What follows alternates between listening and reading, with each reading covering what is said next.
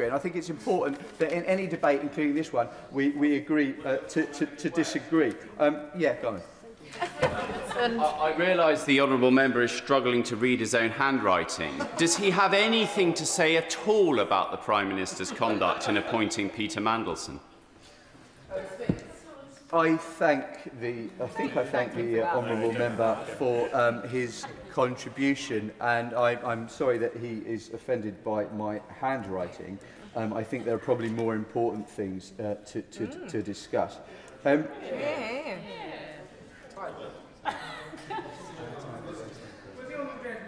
I will.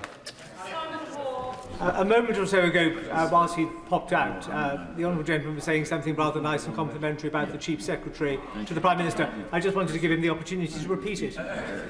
Now he's back. I thank the honourable gentleman for a far better intervention.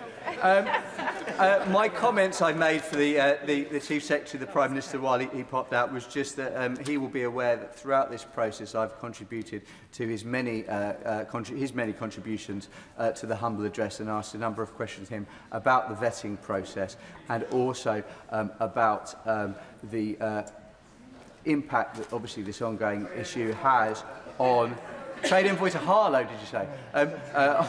Has on the victims of Jeffrey Ensby. I think that's really important that we recognise that, and I'd ask him to comment on that in his wind-ups. Madam Deputy Speaker, the point that I wish to make, and I hope that it's taken on its merits, is that I absolutely appreciate members on the benches behind me who have spoken in support of this motion and are doing so because they believe it is right. However, don't assume that those of us on these benches that aren't doing that aren't doing the same thing.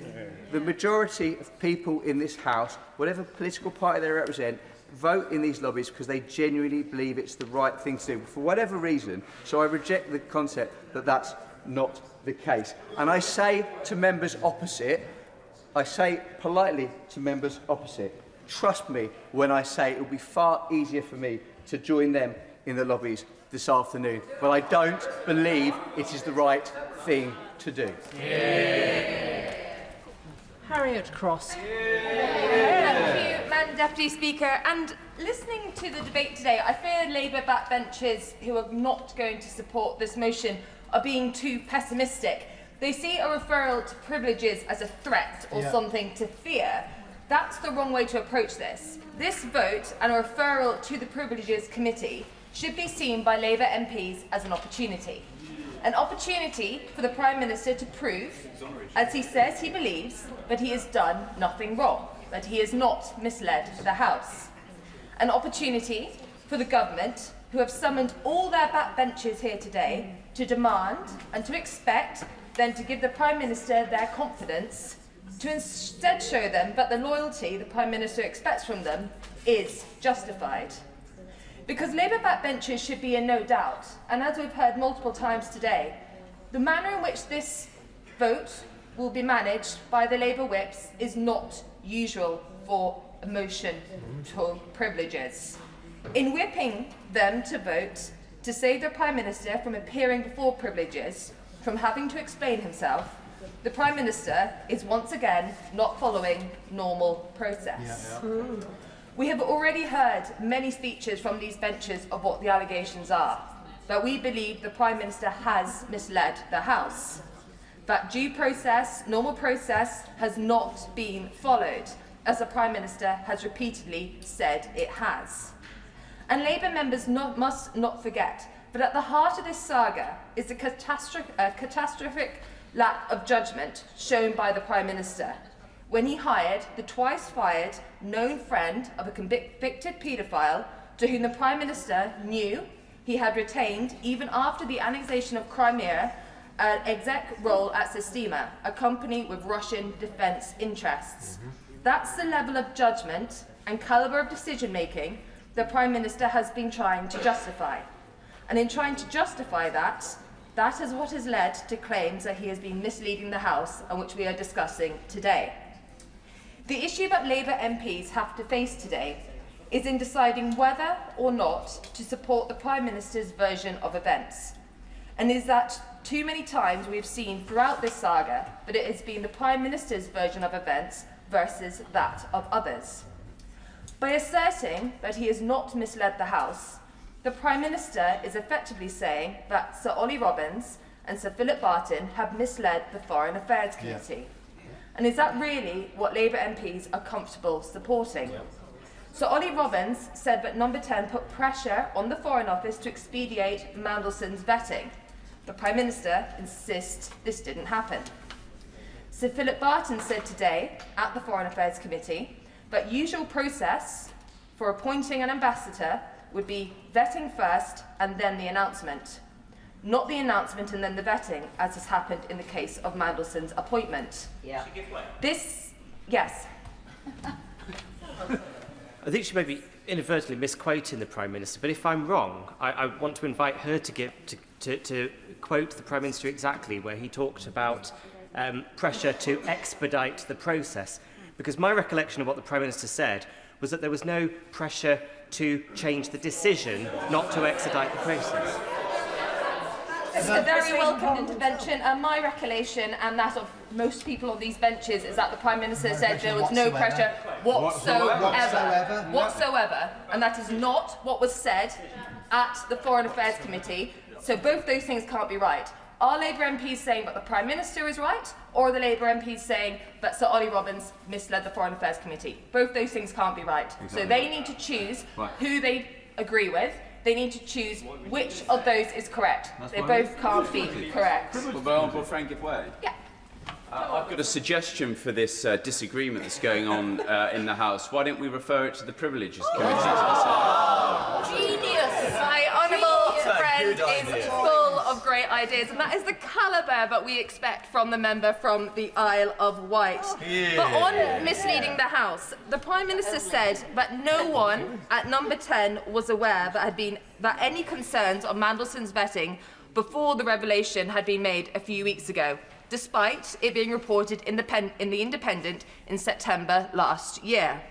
And on this very point, I submitted a name-day question to the Cabinet Office last week, which was due to have been answered yesterday, simply asking, and I quote, whether the Independent is one of the newspapers to which A, the current, or B, any previous Director of Communications, Press Secretary, or anyone else at Number 10 has a subscription. The name-day deadline has passed. The answer has not been received. This was a simple question. Why has it not been answered? It would be very easy to find the answer to that question. Maybe no one at Number 10 had a subscription to The Independent, but if they did, it would be difficult to hold the line, but no one at Number 10 had any inclination until just a few weeks ago that there had been any issues with Mandelson's vetting. And if the Chief Secretary to the Prime Minister would like to intervene now and shed light on either the delay or the answer to that question, I'll happily take the intervention. That says all you need to know. He shook his head. But to conclude, Madam Deputy Speaker, I do hope that Labour backbenchers and indeed ministers see today as the opportunity it is for the Prime Minister. By voting for this motion, they will give the Prime Minister an opportunity to present his case to the Privileges Committee, an opportunity to prove his side of the story, an opportunity to, if, as he said, he did not mislead the House, to be exonerated of that claim. But I will leave MPs with this final thought. If, as he claims, the Prime Minister has done nothing wrong, why has he whipped the entire Labour Party, summoned them back from across the country, some of who we have not seen in weeks in this place, in order to vote to prevent him having to give evidence to the Privileges Committee? Dr. Luke Evans. Thank you, Madam Deputy Speaker. I usually come to this House to speak and represent the people from Hinckley and Bosworth and occasionally some of the people from across the nation to try and raise issues and debate those that are pertinent to this cause. But today my speech is aimed at the Labour backbenchers because at the end of the day, regardless of what is said here, it's their decision when there's 400 of them who will decide what happens in this debate. And so I want to just gently highlight two parts. First of all, the standards set, and second of all, doubt. Now, the Prime Minister set very clear standards since he's been in Parliament. And it reminds me of the famous fable, The Fox and the Stork. Those of you not familiar with it will know that the fox invites the stork in to have dinner, and he serves soup. But mischievously, he serves soup in a flat plate, and of course the stork can't eat it. But the stork, not losing their temper, reciprocates and invites the fox back to have soup at their house. And when the stork serves the soup, serves it in a very long, thin glass. And of course the fox can't get to it and loses its temper. And the moral of that story is, the fable of that story is, treat others as you wish to be treated yourselves. And if we look at the process that the Prime Minister, the now Prime Minister, has taken, this is due process by the standards set by the Prime Minister happening back in retort to himself. And you only have to look at some of the tweets that he put out. The first one was back on January the 22nd. I quote, "The Prime Minister is a national distraction. Millions of people are struggling to pay the bills, but Boris Johnson and his government are spending the whole time mopping up their own rule breaching, sleaze and deceit. He must go. He's got to go." But then he follows it up from this dispatch box to the Prime Minister stating, "There are only two possible explanations. Either he's trashing the ministerial code, or he's claiming he was repeatedly lied to by his own advisers and that he didn't know what was going on in his own office. Come off it." So this is the standard that the Prime Minister set himself before he became Prime Minister. And so is he following that standard? No. Well, we only have to see from other examples since the Prime Minister has been elected to see that he isn't. He gave passes to a donor to number 10. He took suits. He took glasses. He appointed a donor to the football regulator. And of course, when it came to freebies, he is the MP in the last Parliament that took the most freebies above and beyond, even the 3 or 4 below him. So he set his own standard, but doesn't seem to meet it. And that fits with the way in which he came into Parliament as well, because he said change, but he changed his promises. He said, "I would do things differently."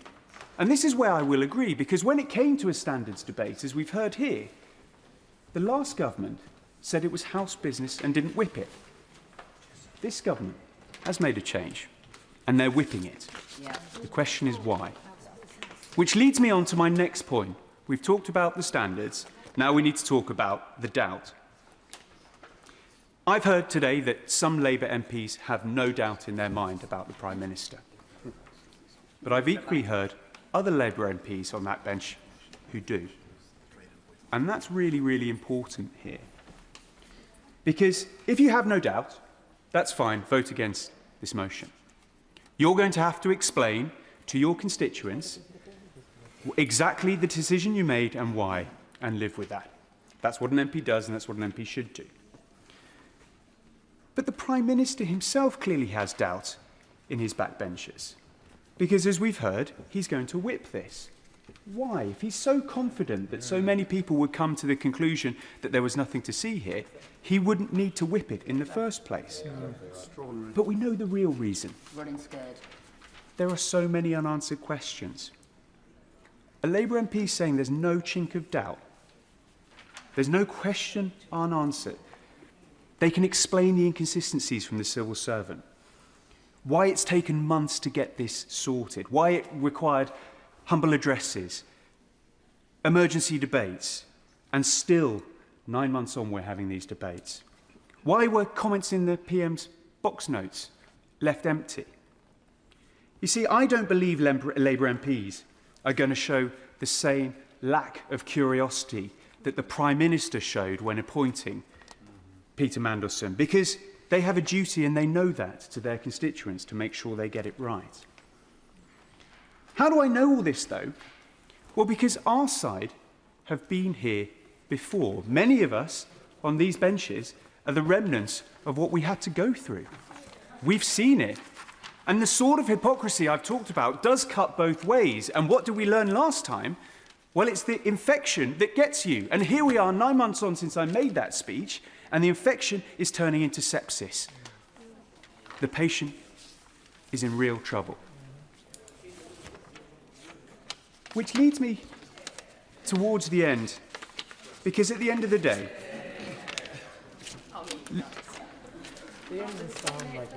Labour MPs could learn from this side of the House, or they will share the same fate. You see, the Conservative Party is effectively a mirror to the Labour Party that they didn't ask for, but they'd be wise to study. And if they don't believe me, maybe they'll listen to a certain now Prime Minister back in the debate on the 21st of April 2022, who closed his speech by saying, "If we do not pass this motion and take this opportunity to restate the principles, we are all complicit in allowing the standard to slip. We are all complicit in allowing the public to think that we are all the same, that nobody tells the truth, and that there are alternative set of facts." That's what Labour MPs have to wrestle with. So I hope they listen to the now Prime Minister and his words back then. Dr. Ellie Chowns. Thank you, Madam Deputy Speaker. I'll aim to be brief and to the point. Before I start, I'd like to pay tribute to the very moving, powerful and thoughtful speech by the Honourable Member for South Shields back at the beginning of this debate. I do not underestimate the bravery that it takes to stand up and speak out, and to all Labour colleagues who resist the whip with courage today, I recognise that and really welcome it and value it. Because what's at stake today is trust, honesty and integrity, issues that go to the core of what our politics should be about. And the behaviour of a Prime Minister who promised to restore honesty and integrity to government. And I agree with the Honourable Member for Nottingham East, who said, again very powerfully, that our constituents do care about honesty, truth, trust, integrity. Now, it's well known that I have many criticisms of the Prime Minister and this government, as do constituents across the country. Yes, he has repeatedly shown very poor judgment. Yes, he has betrayed the hopes of those who voted for real change in 2024. Yes, I am deeply frustrated that we are spending so much time, that we have to spend so much time debating these issues when there are pressing daily concerns of our constituents facing a cost of living crisis that we should be giving more attention to. And yes, I think he should resign. But that's not what we're here to discuss today. Our decision today is not even on whether the Prime Minister misled the House, still less to judge whether it was an intentional or reckless misleading. Our decision today is to decide whether the Prime Minister has a case to answer that he may have misled the House. And it is absolutely clear that there is a case to answer there. Let's look at the detail of the motion. It cites 3 quotes from the Prime Minister's own words. The first being his assurances about full due process being followed in the appointment of Peter Mandelson. And yet, just this morning, we've heard yet more evidence from Sir Philip Barton, the primary civil servant in the Foreign Office at the time, who was absolutely categorical that normal process is that vetting comes first and appointment comes later. It was the opposite way round in this case. The Prime Minister, again as the motion says, made clear that his position was that the position of Mandelson was subject to developed vetting and that no pressure whatsoever existed in relation to this case. This is clearly not a tenable position. Now, some colleagues on the government benches have tried to claim that although it's perfectly clear that there was considerable pressure put on the timescale within the context of an already announced appointment of Peter Mandelson, within the context of there being absolutely no contingency plan for if the vetting process failed him, within the context that it would have been a complete foreign affairs crisis for that vetting process to have failed in. Those colleagues are asking us to believe that there was still no pressure whatsoever on the process. This is clearly, the honourable gentleman has said a lot today, and there are others still waiting to speak. It is clear that there is a case to answer here. That is the decision we have to make. Not whether the Prime Minister, not whether we're definitively certain that the Prime Minister misled the House, but whether we feel that there is a case to be answered, and thus this matter should be referred to the body that is in existence to deal with these issues, the Privileges Committee. Now, as many members across the House have already commented, the Prime Minister could and should refer himself to that committee. That would save a great deal of heartache, clearly, within the Labour Party. But if he will not do that, all of us, whatever our party, owe it to our consciences and to our constituents to refer him to the Privileges Committee and to vote for this motion. Hear, hear. Christopher Chope. Madam Deputy Speaker, it's a pleasure to be able to participate in this very important debate. And I'm going to add a perspective from somebody who has never been in the Whip's office, but has witnessed the dark arts of the Whips in my time in this place. And I can see that what is happening today is that the Prime Minister has been persuaded by his Whips to put on a demand that all his troops should support him in voting down this motion, the consequence of which is that he will be even more unpopular. The results for Labour in the local elections will be even worse, and that as a result it will be easier for the Labour Party, their leader, which is what a lot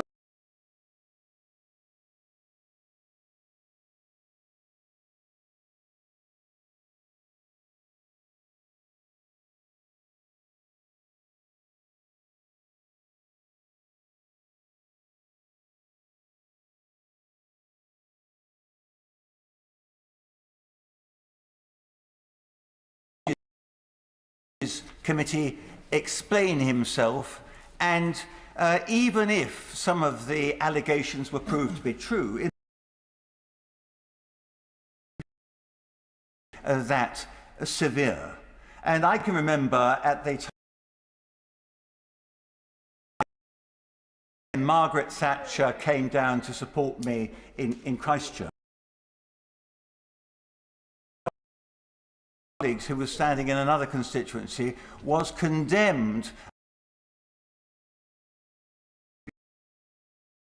of the rules of the House. And so, Madam Deputy Speaker, the first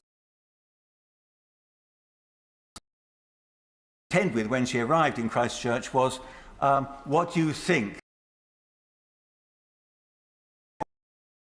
What I thought was the perfect answer. She said, nobody's perfect. Put any supplementaries in, and despite the press's best efforts,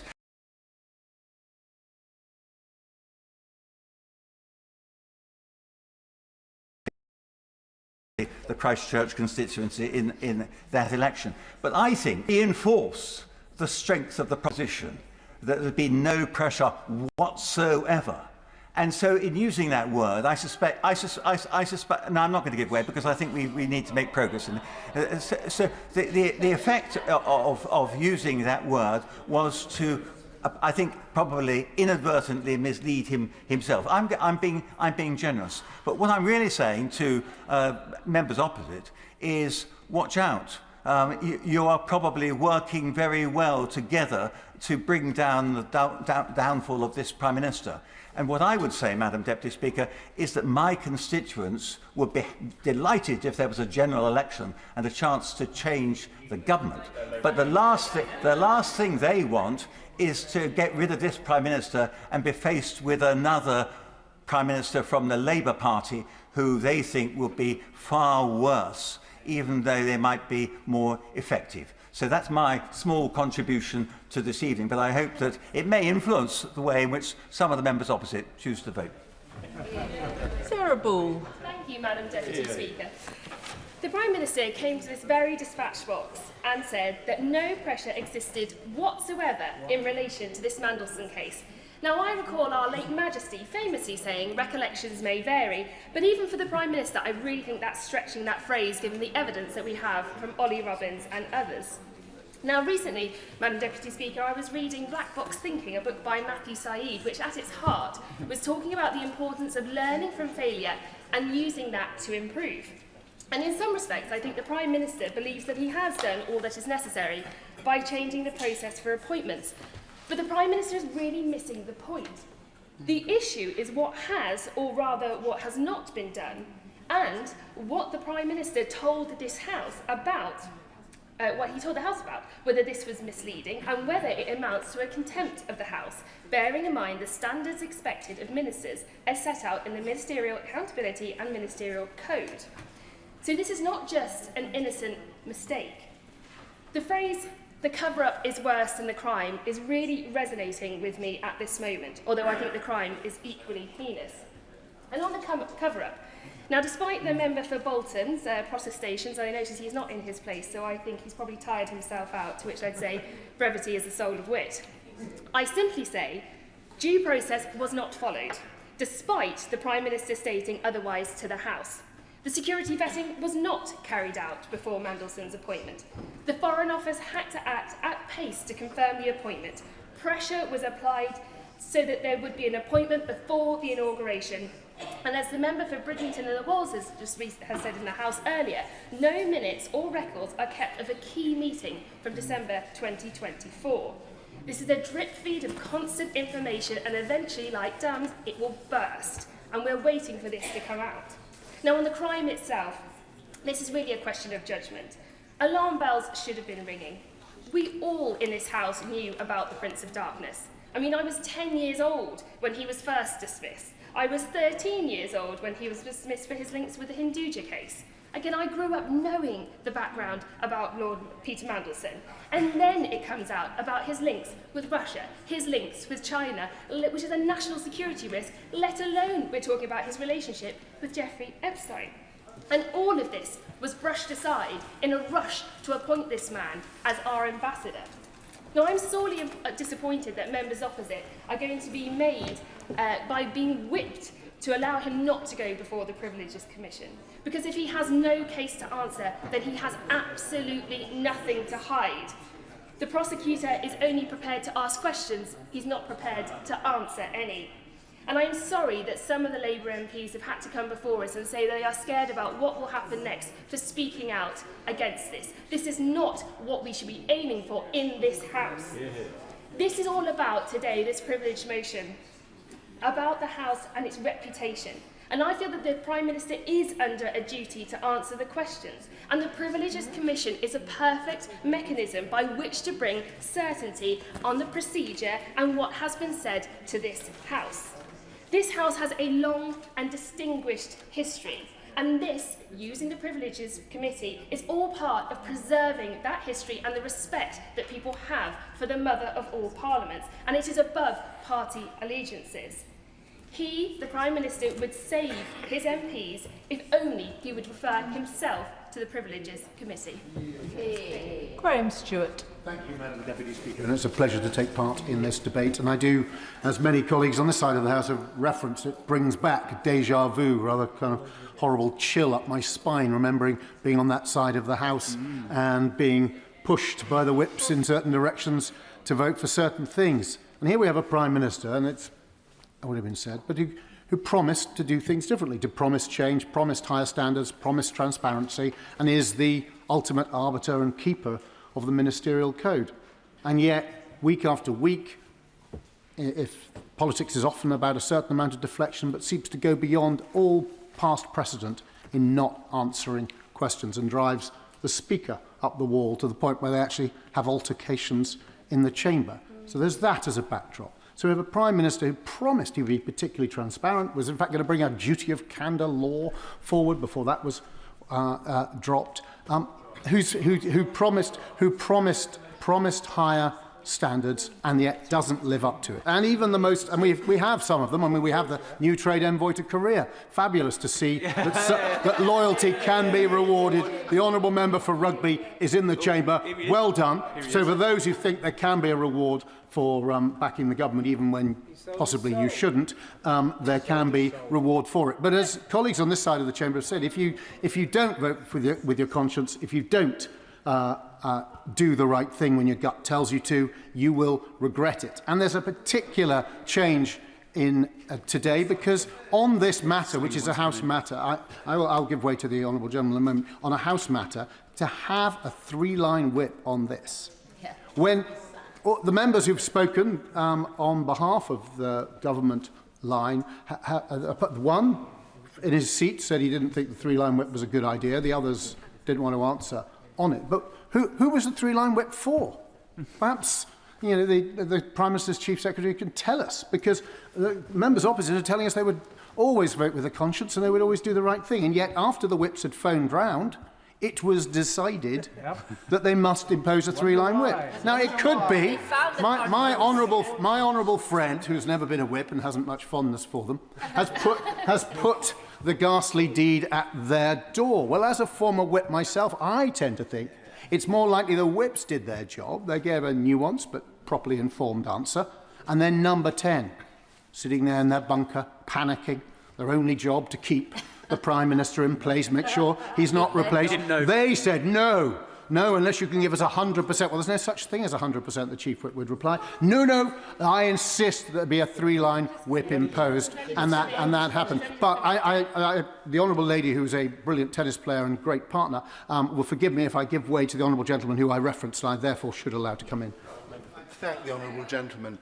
I like the honourable gentleman a great deal, and I thank him for his kind words. The moment's somewhat past, but he was implying that the Prime Minister is avoiding answering questions. But this is the if you listen, this is the Prime Minister who came before the House last Monday and answered questions from honourable and right honourable members for 2.5 hours. And the honourable gentleman spoke about transparency. This is the Prime Minister who led a government that is releasing all of the documents before this House and the public.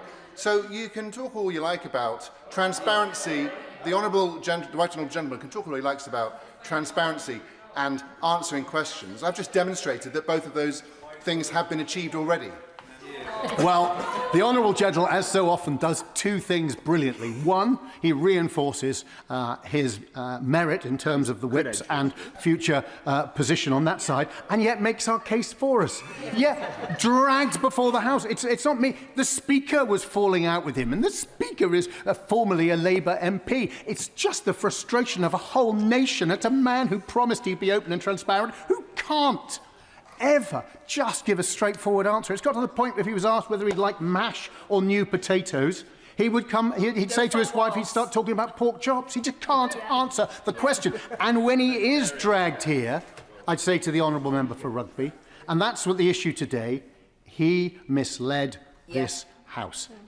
And we've gone over it, I won't go over it all over again, you'll be deeply relieved, but he said that due process had been followed. We know that, and we had evidence today, didn't we? Morgan McSweeney said, he interviewed. He's an old pal of Mandelson's. He was the man pushing for Mandelson's appointment, and he's the guy who asked Mandelson the questions, and then, whoa, let's review the answers that he got. Let's get now Lord Doyle, another pal of both of them, to provide the independent review. That is what the Prime Minister presided over, all in order to deliver what McSweeney also made very clear today was absolutely the Prime Minister's decision. He made the decision. He got his mates in this crony boys' club to sit around and review each other and then put Mandelson into place. And then he came here, and that's the point, and said that due process was followed. Due process was not followed. We know only because, and again the government had to give way halfway through the debate because it could see the direction it was going, only because of the humble address have we found out that the official advice to the Prime Minister, the official advice from the Cabinet Secretary was that you must, if you're going to have a political appointee, you must do the deliberating before you announce it. That was there. And this effort, and that wasn't in the public domain when Chris Wormald, who will have to answer for his own judgments himself, came out and said, oh, all due process was followed. But quite clearly, to anyone who could read that advice and see what happened, it wasn't followed. So Chris Wormald's letter was false and wrong, and claiming it as the great defence of the Prime Minister, I don't see how you square it. And we've had no answers to that. So we've got so many questions. That's even before we get to last week, as the Honourable Gentleman says the Prime Minister was here. But under that questioning, he, and from my right honourable friend who does a brilliant job of keeping her temper while he evades and seeks not to answer, he said there was no pressure whatsoever. Now, quite clearly that's not true when Ollie Robbins repeatedly said how much pressure there was. So there are plenty of reasons to believe that the Prime Minister, who said he was going to set a higher standard, has misled this House. That's all we need, as the Speaker said. We're not judge and jury today whether he did mislead the House. That's why we have this a Privileges Committee to look at it. It's dominated by Labour MPs. And such is the lack of confidence in Number 10, perhaps in the Whip's office, certainly in the Cabinet, for this Prime Minister, that not only does this Prime Minister not trust the Labour MPs on that committee, it doesn't even trust all the members opposite who are being dragooned into voting for something with a three-line whip when no such whip should ever be applied. Dave Dugan. Thank you, Madam Deputy Speaker. I want to start with a clumsy metaphor. And if you're in public, not you, if one is in public office, having anything to do with Lord Mandelson is akin to filling the world's smallest hot water bottle with the world's largest kettle, dressed only in your shorts and your flip-flops. The question isn't whether you'll get burned. The question is how badly you'll get burned, and potentially how fatally one could get burned having anything to do with Peter Mandelson. And one of the falsehoods that the Prime Minister has sought repeatedly to advance is that this was a mistake. It was a mistake to appoint Peter Mandelson. It was no such thing. It was a debt to be repaid. He had to appoint Peter Mandelson to that job. It was a deal he made with the devil. It was a high-stakes political game of Russian roulette, and the Prime Minister pulled the trigger when the bullet was in the chamber, and it went off at the heart of his government. And now they've got, through the noise of the bang, they're all suffering from some sort of collective cognitive dissonance where they can't see what a preposterous defence the Prime Minister and the Labour Party have mounted. I'll frame the rest of what I've got to say around honesty, integrity and respect. On honesty, the PM's version of events is inconsistent with the evidence in its greater or lesser part than that which has been proffered by officials. That much is clear. That in itself is enough to seek recourse to the Privileges Committee. The Prime Minister's evidence consistently sought to omit that this was a catastrophe of his own making for the reasons that I've set out insofar as it was political payback.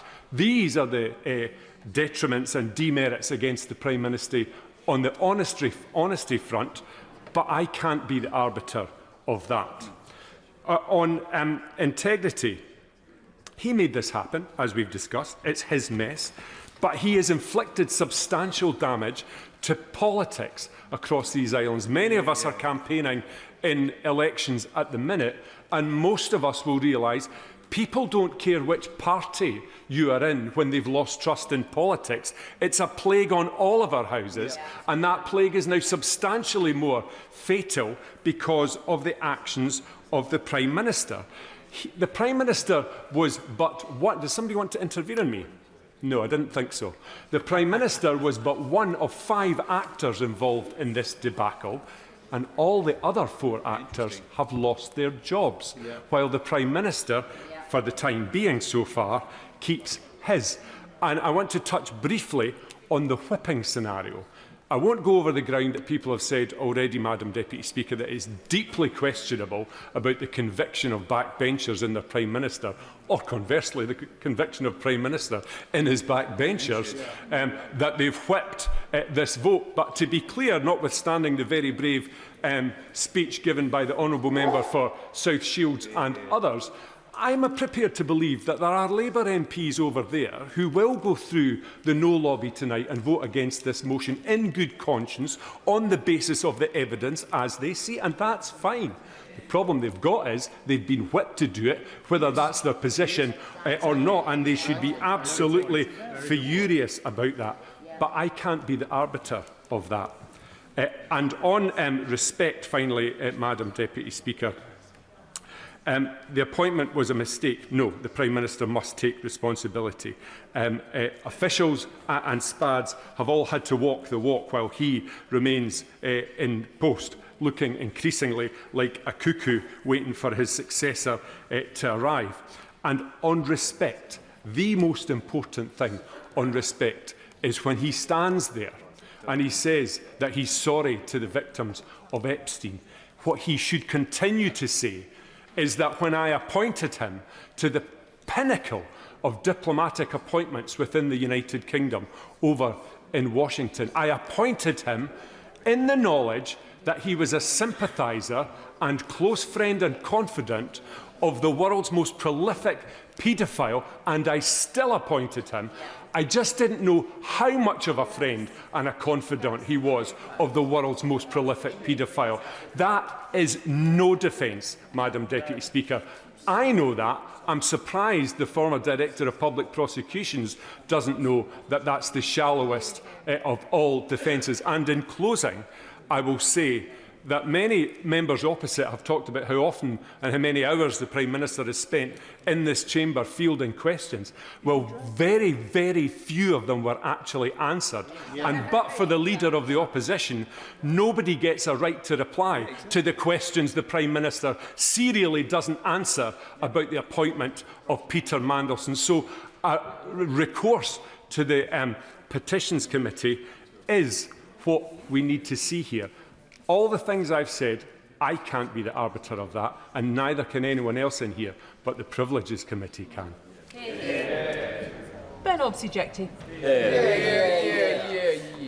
Why does the Prime Minister think everybody else's actions have consequences except his own? A question the country would like an answer to, a prescient question given the appearance of several recently defenestrated senior civil servants. But it isn't my question, Madam Deputy Speaker. It's the Prime Minister's own question from 2022, and how hollow those words must feel now.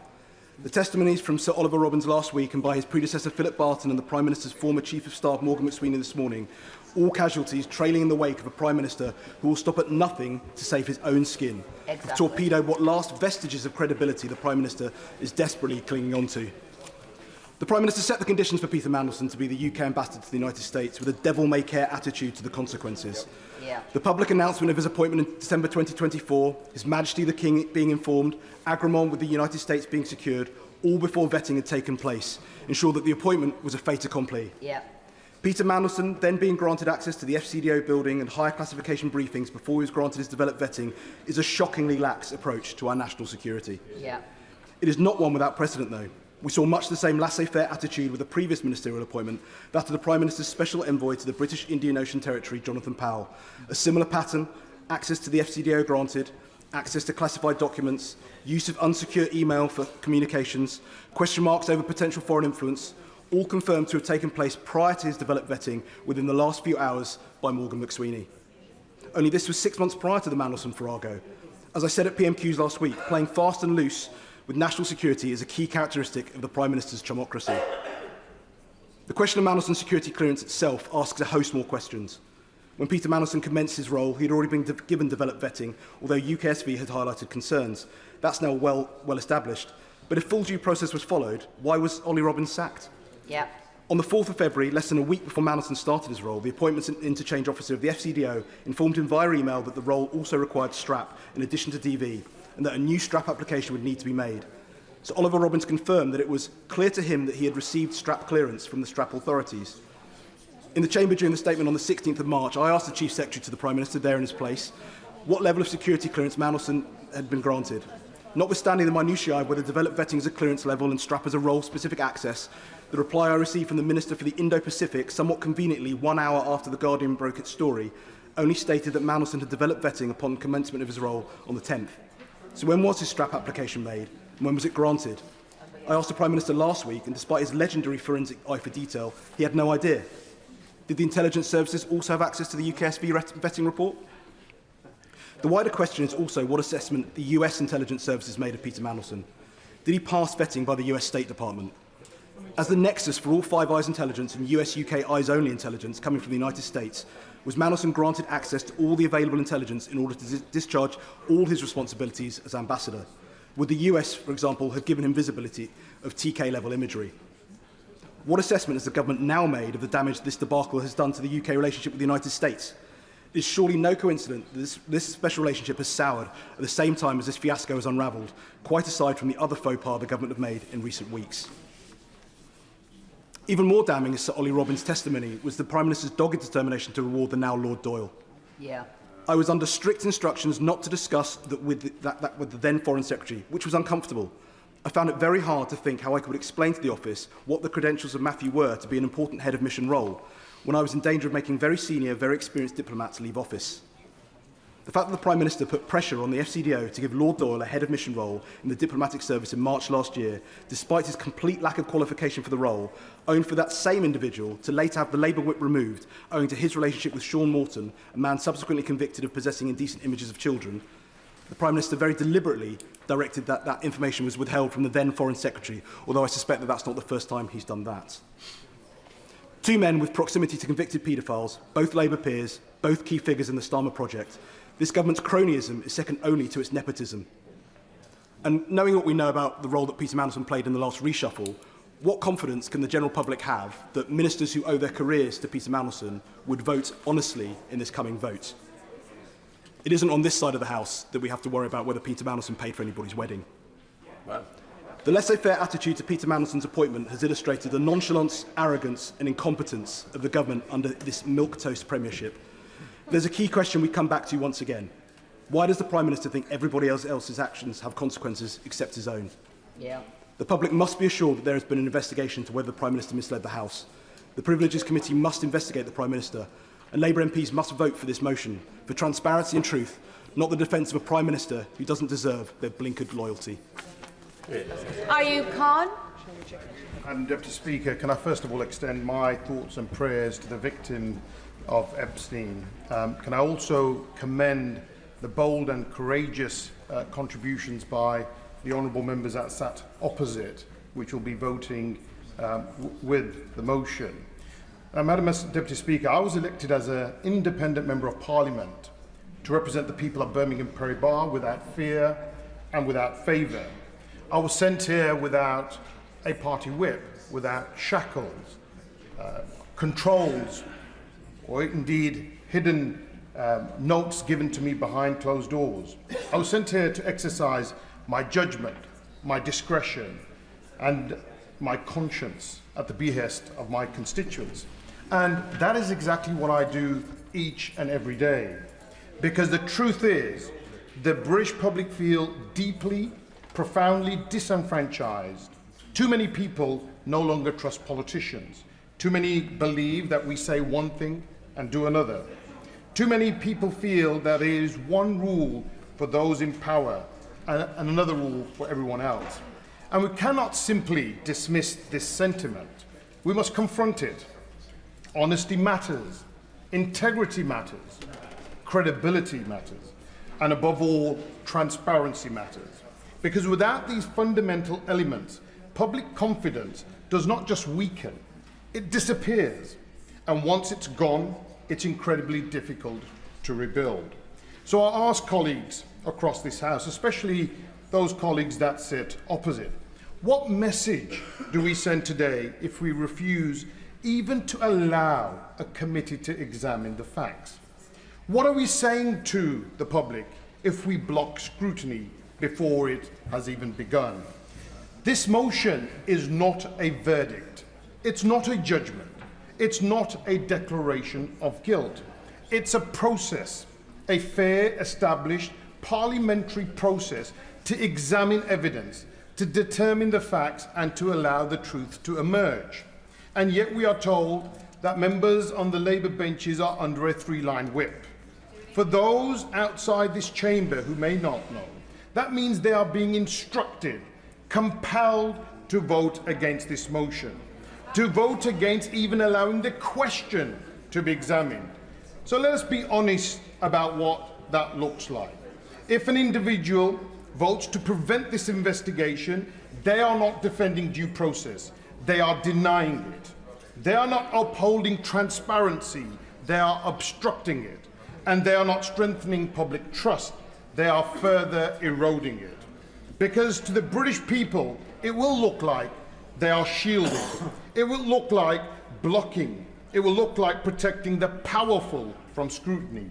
And that is precisely the perception we should all be fighting against, not reinforcing. If we expect the public to follow the rules, to respect the law, and to have faith in our institutions, then we must hold ourselves to the same, if not higher standards. We cannot ask for trust while refusing accountability. We cannot demand integrity while avoiding scrutiny. And we cannot rebuild confidence by closing ranks. This is a moment that calls for courage, not partisan courage, but moral courage. The courage to say, let the process take its course. The courage to say, no one is above scrutiny. And the courage to put principle above party. As an independent member, I answer only to my constituents and to my conscience.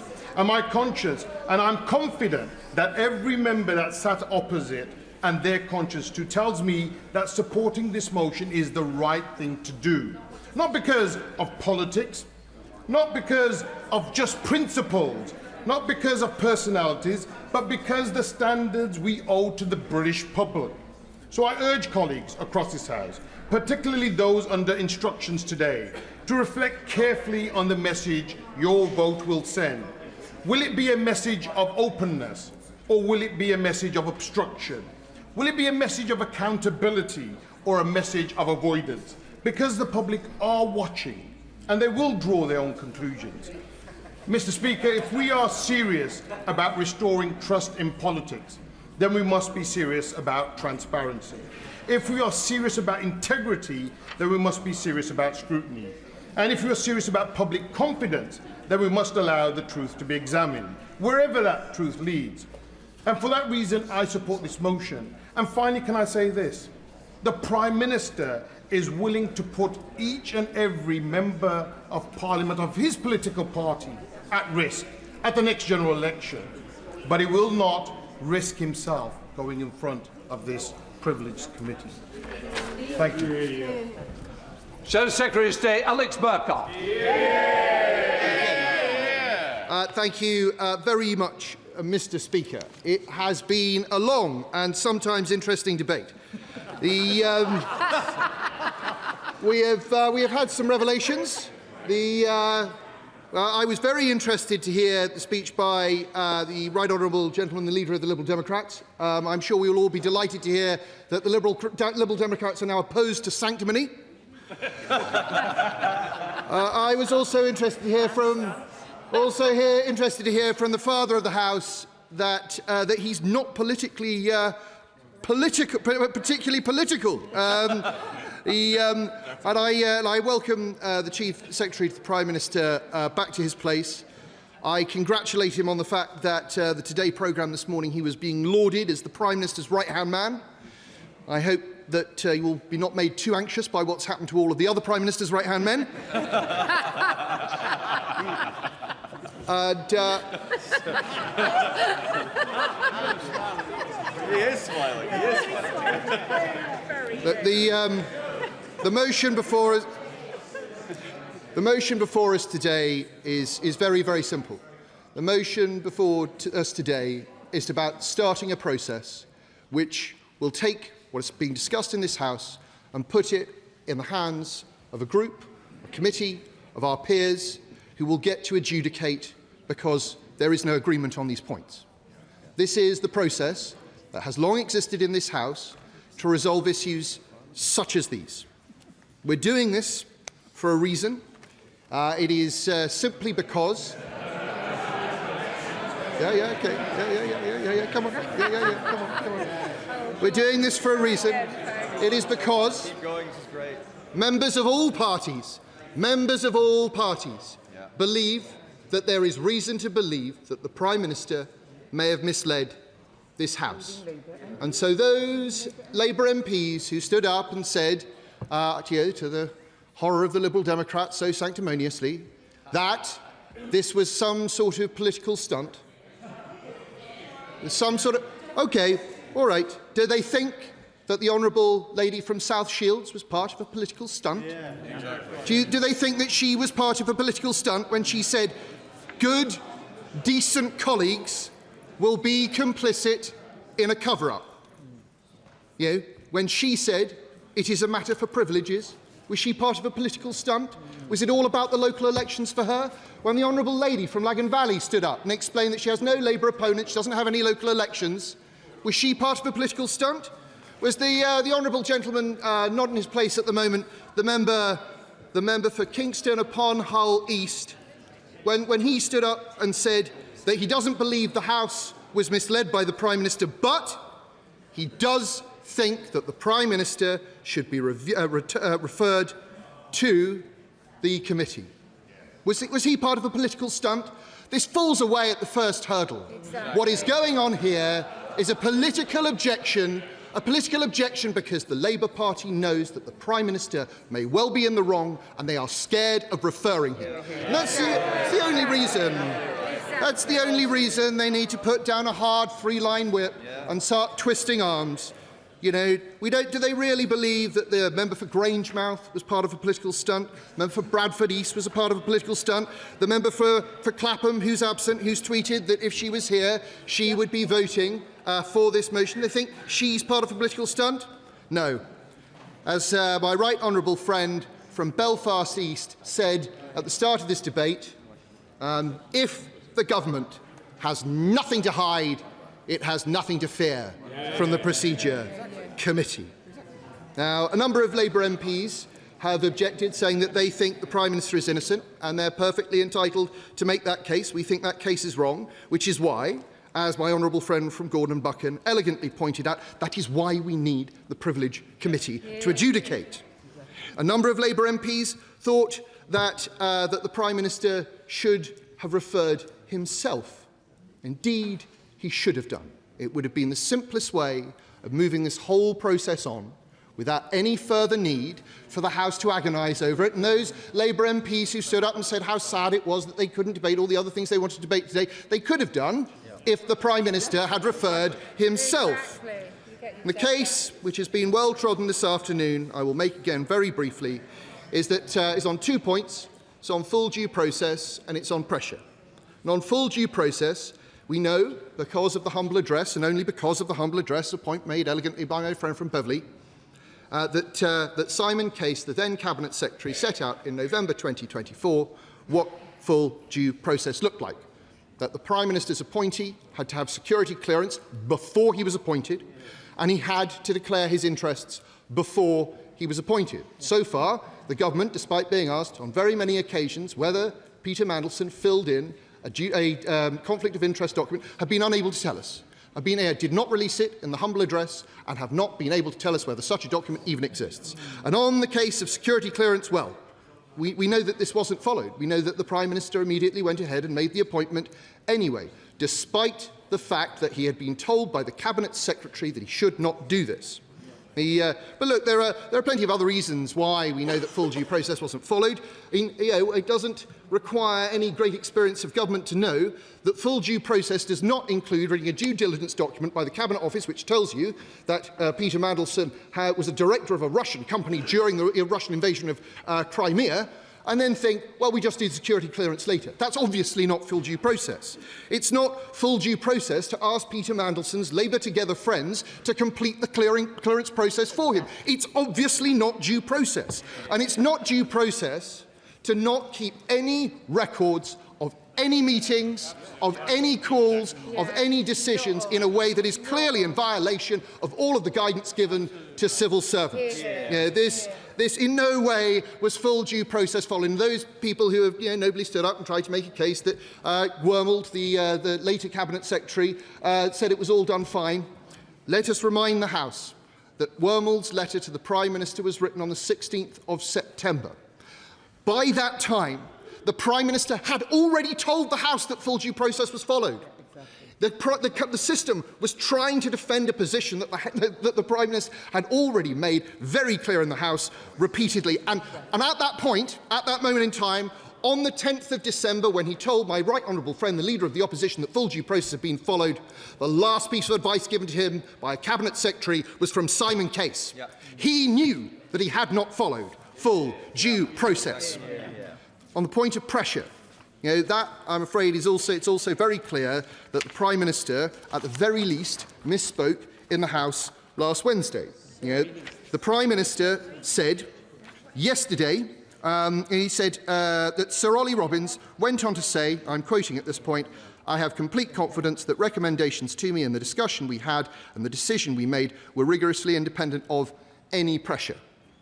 But what Sir Ollie actually said to the Foreign Affairs Select Committee was, "I also have complete confidence that their recommendations to me and the discussion we had and the decision we made were rigorously independent of that pressure."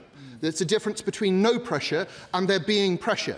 Sir Ollie, as he made very clear throughout his whole testimony, was put under pressure. He and his office were put under pressure. And when the Prime Minister said, and I quote again, Sir Ollie was absolutely clear that nobody put pressure on him to make this appointment, that is manifestly false. Because what he actually said was throughout January, honestly, my office and the Foreign Secretary's office were under constant pressure. Again, he said, while I think the department felt under pressure, we were proud of the fact that we had not bowed to that pressure.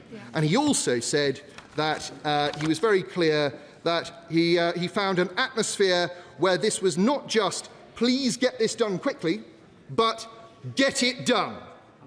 That was, I think, pretty clear. Yeah, it deserves to be said loudly because it's important, because the Prime Minister appears to have misled the House and not corrected the record. And under the Ministerial Code, as everyone knows, a minister sometimes makes mistakes, but they have to come and correct the record at the earliest available opportunity. The earliest available opportunity was Thursday. We could have probably squeezed it to Monday, but it is Tuesday, and the Prime Minister is still pretending that he has done nothing wrong, even though it is here in black and white for everyone to read. There is clearly a case to answer. There is clearly a case to answer, Mr. Speaker.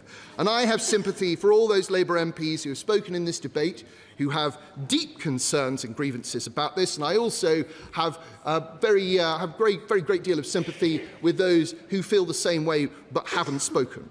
The Prime Minister's failure to self-refer, as several Labour MPs have suggested, has put them in this position, and they are being whipped to support something that they know is wrong. They are being whipped to support something they know their constituents will hate. They are being whipped to defend the Labour Together machine, which has brought such shame on the Labour Party. You've all taken money from them, so you can get angry. You've all taken money from them. Well, not all of you, to be fair. There are some honourable members opposite who are calling for an investigation into Labour Together, and quite rightly so. And they are being whipped by a Prime Minister who will lead them over the edge of the cliff if they let him.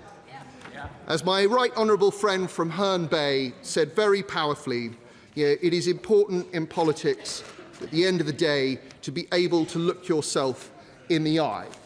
And I know that there will be many Labour MPs who are going through the lobbies tonight who will struggle to do that. They don't need to. They all know how this ends. Where this ends is with the Prime Minister not fighting the next general election. They all know where this ends. It ends with them having then to justify what they've done. They then are left only with what is left of their reputations. Yeah. Secretary Jones. Thank you very much, Mr. Speaker. Can I just begin by saying that the comments from the honourable member in his final speech, not least at the beginning where he visibly enjoyed his jokes more than the rest of us in this House, shows that for them on that side of the House, this is purely a joking matter. But we take this seriously, Mr. Speaker, and so I will speak to the substance and the motivations of the motion that's before the House today. Before I do so, can I thank all right honourable and honourable members for their contributions to the debate. I would particularly like to thank honourable friends and other members who reminded us, as they should, the Prime Minister has apologised to them and expressed his ongoing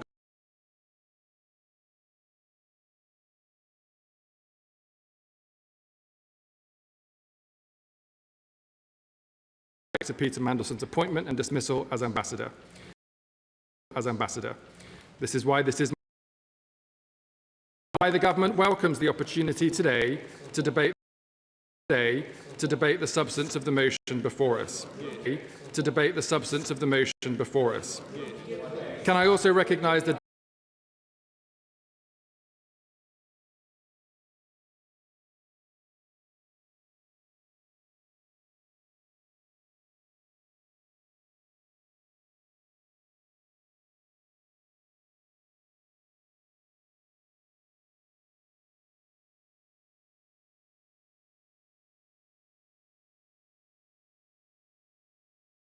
Office Permanent Secretary's evidence, which covered this issue in great detail. Catherine Little stated unequivocally that due process was followed in relation to Peter Mandelson's vetting. I give way. Thank you. I thank him for giving way. Would not full due process have required the vetting to be completed before announcing the appointment as advised by the then Cabinet Secretary and ignored or overruled by the Prime Minister personally? The right honourable gentleman should listen to my speech, Mr. Speaker. I have just said that Catherine Little, Sir Chris Wormold and Sir Ollie Robbins all agree on the point that due process was followed. When the Prime Minister received new information about the UKSV process this month, he immediately asked for the full facts to be established, and he then came to this House on the 20th of April. And, Mr. Speaker, on the statement that Peter Mandelson's appointment was subject to developed vetting, the Prime Minister has always been clear that this appointment was in line with the processes at the time. I understand there have been some questions about this process, but to be clear, as Sir Ollie Robbins told the Foreign Affairs Select Committee in November, and I'm quoting, "As is normally the case with external appointments to my department, the appointment was made subject to obtaining security clearance." As Sir Chris Wormold told the same committee, and again I quote, "The normal thing is for the security clearance to happen after appointment, but before the person signs a contract and takes up post." And as the former Cabinet Secretary said in his letter to the Prime Minister, having conducted a review into the process, and I quote again, "The vetting process was complete before the previous HMA Washington took up post on 10th of February 2025, and it is more usual for security vetting to happen after appointment." I'll give way. Can I thank the Minister for giving way? Clearly, he believes that he has a defensible position. So will the Minister support the withdrawal of the whip against the backbenchers? I'm not going to answer silly questions, Mr. Speaker. Next, Mr. Speaker, on the question of pressure. On the question of pressure, because many members on these benches, many members have asked questions today about a general pressure or a specific pressure or a variety of different pressures, so they may want to listen to the answer. It is important to be clear about this because there is pressure. There is pressure to get stuff done every day across every area of government as we work hard to deliver for the British people. The Leader of the Opposition and other members who had previously served in government will no doubt recall this from their time in office. But there is clearly a difference between asking for progress updates and putting pressure on officials to predetermine an outcome or not to follow a proper process. That was not the case in this scenario. Is it due process to make a public announcement of an appointment before vetting is completed? And is it not the case that having made a public announcement, the government created pressure on the process? Mr. Speaker, I'm trying my best, but I've just answered both of those questions already from the dispatch box. I refer the honourable lady to her comments. I'll finish this section, and then I'll come to the Honourable Lady, the Right Honourable Lady. And as Sir Philip Barton told the committee this morning, and I quote, "During my tenure, I was not aware of any pressure on the substance of the Mandelson DV case." I give way. Mr. Speaker, I asked the Chief Secretary to the Prime Minister really just one question in my speech. Will he repeat on the floor of the House the exact words that the Prime Minister used at PMQs in front of all of us, that no pressure whatsoever was put on the Foreign Office? It's an important question, Mr. Speaker. It is an important question because it's going to the very heart of the motion before the House today. I'm going to just, rest your horses. It is important. It is important to place the Prime Minister's words in the right context. When the Prime Minister's...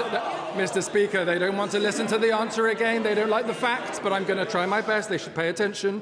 When the Prime Minister said there was no pressure whatsoever, to answer the Right Honourable Lady's question directly, he was specifically responding to the allegation that there was pressure that Peter Mandelson should not be vetted at all and that he should be sent to Washington regardless of the vetting outcome. Again, Sir Ollie Robbins told MPs it was, and I quote, "never put to him in that way," and the Prime Minister made that comment immediately after quoting the evidence provided by the Foreign Affairs Committee. Regrettably, Mr. Speaker, and we're seeing it again today after time, the opposition is just trying to expand their interpretation of the Prime Minister's words in bad faith because their previous claim that the Prime Minister must have known about Peter Mandelson's clearance has fallen apart in front of their eyes, and now they are grasping at straws. And this matters, Mr. Speaker, because, as the Honourable Member for Herne Bay and Sandwich argued, the processes in this House, the work of the Privileges Committee, is important. It is integral to our Constitution.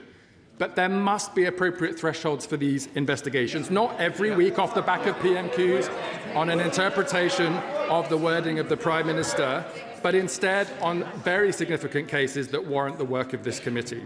And that's why it is important, Mr. Speaker, as many members in the House have done today, to contrast the allegations and the accusations of the opposition party today to the seriousness of when Boris Johnson was referred to the Privileges Committee in the last Parliament. This is important precedent, Mr. Speaker, because in those circumstances, Boris Johnson knowingly told this House that there were no parties in Downing Street during COVID lockdowns, only for it to emerge that he'd personally been at 5 of them and received a police fine for attending them. That is the nature of lying to this House, which he was proven to have done in the work of the Privileges Committee. This is not about interpretation of a question and answer at Prime Minister's questions. This begs the question, therefore, Mr. Speaker, if there is no substance to the allegations in the motion today, what is it? What is it that is driving the behaviour of opposition parties on the opposite bench? This question goes to the very basis of the motion before us. So I have to ask, Mr. Speaker, I have to ask, what is it precisely about this Labour government giving rights and powers to workers, to renters, to the disadvantaged that they do not like? What is it, Mr. Speaker, about this Labour government standing against unearned wealth and people who use their privilege to extract value from the system rather than adding to it that they do not like? What is it, Mr. Speaker, about a Labour government raising taxes on private jets and non-doms to raise money for our state schools, our NHS, our police, to lift children out of poverty after years of neglect from the Conservative Party opposite that they do not want to hear? We all know why, Mr. Speaker, because they are on the side of the vested interests and we are on the side of the British people. But Mr. Speaker, to be fair to the House, this is not just an accusation I'm levelling at the Conservative Party, Mr. Speaker, because they are not the only ones playing games with this motion today. The SNP too. They're desperate to distract from their record in power. 10,000 kids in Scotland without a home to call their own, a Scottish NHS in decline, and the shameful ferries fiasco. What is it that they're trying to distract from today? I thank him for belatedly giving way. I don't know if he's noticed, but this afternoon, polling was released which outlines that 61% of people on these aisles believe that there should be an inquiry in the terms laid out in the vote tonight. Just 20% of the public agree with his position. Why is he once again on the wrong side of public opinion? I notice, Mr. Speaker, he has nothing to say to those kids, those patients waiting in the NHS line, or the people waiting for his government to perform. And the so-called Green Party, Mr. Speaker, just for me to complete going round the House, a party desperate to distract from Labour's mission for clean energy, from their opposition to clean nuclear power, to quibbling over new solar farms, which, and I literally couldn't make this up, Mr. Speaker, they think are too big. Get real. We are in an energy bills crisis and a climate emergency, and this Labour Party is going to pull out the stops to serve the British people. Mr. Speaker, whilst the parties opposite play... Order. Please, if he's going to give way, in fairness to John Jones, he's given way once already. You can't stand while the member's speaking. You can indicate, but you can't continue to hang loose like you're trying to summon a taxi. Come on, Secretary.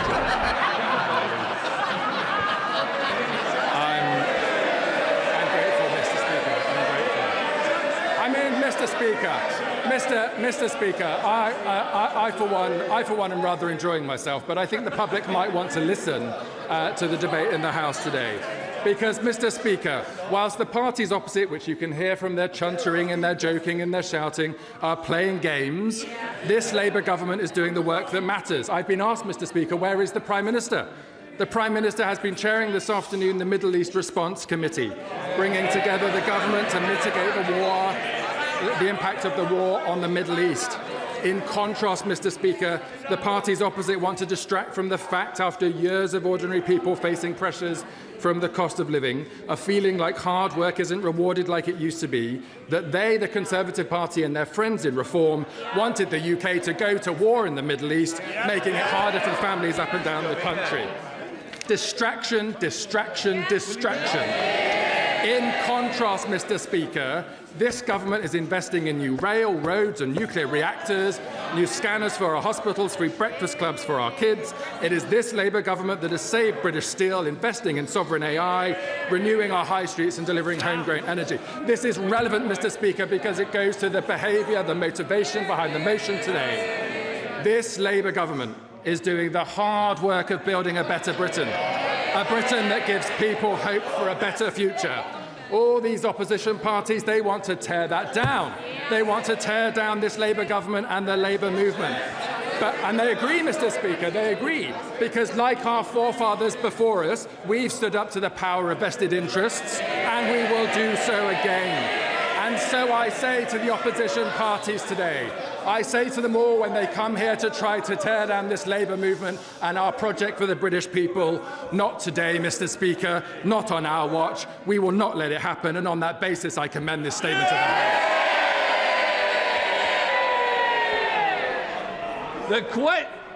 The question is, as on the order paper, as many of that opinion say aye. Aye! Of the contrary, no. No! Division, clear the lobby.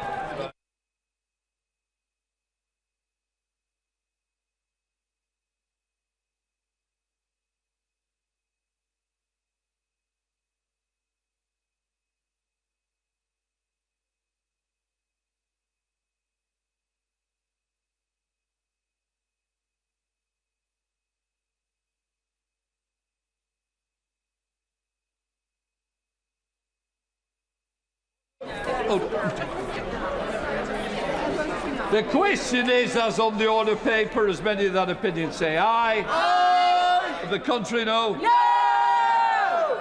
The tellers for the ayes, Elliot Cross and Gregory Stafford. For the noes, Deirdre Costigan and Nestle Caliscan.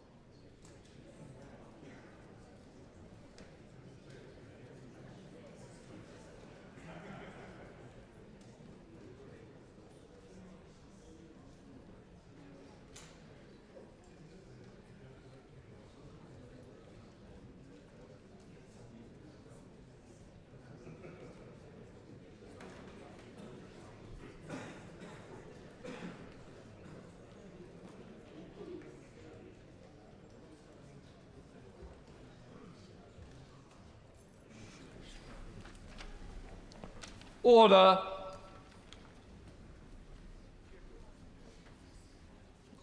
The ayes to the right, 223. The noes to the left, 335.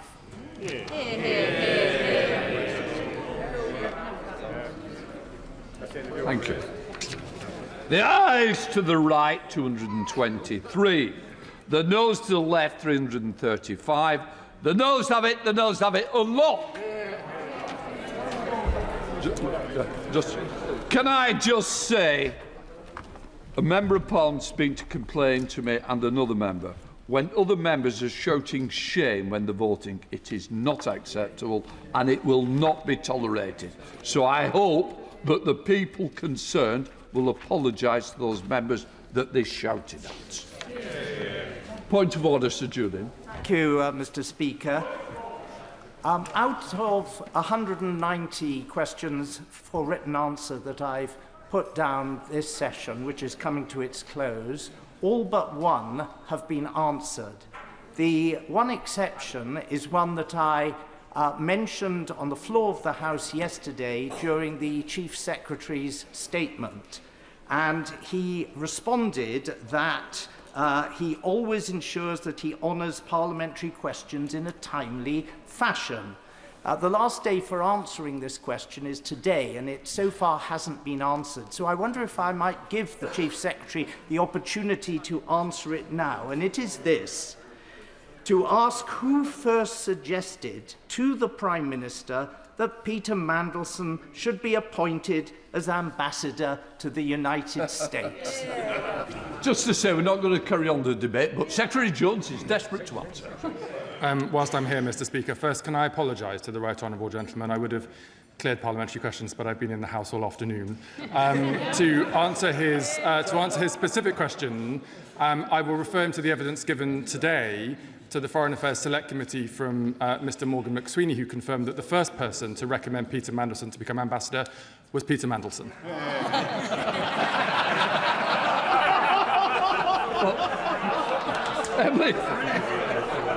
Emily Darlington, point of order.